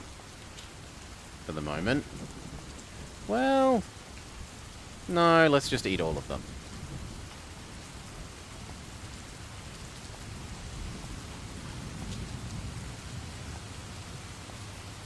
Okay, potions eaten. As you strike the fatal blow, Kekatag gives vent to a scream that rocks the foundation of Daz Ganon. His body falls to the floor and disintegrates into a mound of dust and rusty metal. From the core of the debris there arises a shadowy vapor that's sucked away through the porous chamber walls. You sense that it is the spirit of this defeated warrior, and as punishment for his failure, he's been consigned by Na to eke out the rest of eternity with the other lost souls upon the plane of despair. You are elated and exhausted after your hard-won victory, but it is not yet time for you to rest or celebrate. You sense that Na is enraged that you have destroyed his latest champion, and you can feel his wrath building to a fever pitch. We have the summer sword. You run to where Elise sits imprisoned within her sparkling force field, and with one precise and powerful blow from your magical blade, you shatter her sorceress prison. The anguished scream of Na echoes through the corridors and dungeons of Daz Ganon. As its terrible timber begins to rumble and fade, you are horrified to see a host of monstrous creatures burst forth from the smoky walls of the inner sanctum and close in upon you from all sides. Freed from the constraints of her prison, Elise is able to use the power of the Moonstone to bring into being a shadow gate which materializes in the floor of the chamber. "Come, Grandmaster," she implores as she gets ready to step into the swirling black abyss. "Follow me." And with these words, she's swallowed up by the inky abyss. Seconds later, you take a running leap and dive headfirst into the shadow gate, escaping in her wake barely moments before a pack of screeching, gnawing, parasitic horrors engulfs the place where you are standing. The end? As you tumble into the dark vortex of this newly created shadow gate, you see the glow of the Moonstone illuminating the silhouette of Elise in the middle distance. Behind and above, the mouth of the gate by which you entered the abyss is rapidly shrinking. Elise uses the power of the Moonstone once more. This time to seal the gate in Na's inner sanctum to prevent his minions from following you. The deeper you fall into the spiraling darkness, so it seems the stronger Elise becomes. This reminds you of the scene with Yennefer. Gripping the precious Moonstone with both hands, she extends her arms and glides easily through the whirling funnel towards you. As she draws level, you hear her speaking softly in your mind. "Thank you, Grandmaster. I will never forget what you have done. Had you not returned when you did, I would have forfeited my freedom to the Dark God. And freedom to me is the most precious of things. Without freedom, I ceased to be." For a moment, the whirling, frigid darkness of the Shadow Gate is illuminated brightly by the flaring rays of the Moonstone. Elise passes the sacred artifact into your safekeeping, kisses you fondly on the cheek. And with the parting words, farewell, Lone Wolf, Kai and Ashir will be proud. You are indeed their most worthy champion. She flashes you an impudent smile, and in the blink of an eye is gone. Congratulations, you have braved the many terrors of the Plane of Darkness and emerged triumphant. Your quest is fulfilled. By denying the Dark God the power of the Moonstone, you have won a great and lasting victory which will keep your world secure. Your achievement will live forever in the legends of Summerland, and the tales that will be told of your valiant deeds will inspire future generations of Summerlending to follow the ways of the Kai. Your triumph over Nar paves the way for your ascendance to the rank of Kai Supreme Master. It also heralds the dawning of a new age, when new challenges will arise to test the courage and bravery of your new Kai Order.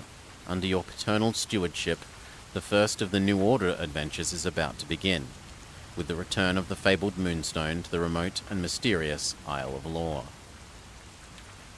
The end. And that's all there is. There isn't any more. Thank you all, one and all, for joining, for listening, for playing through this. Well, it's not quite a game, but realistically, this is a visual novel before visual novels existed. As like a video game genre. But anyway, I had a lovely time. I hope you have enjoyed this as much as I have enjoyed revisiting this beloved game from my childhood.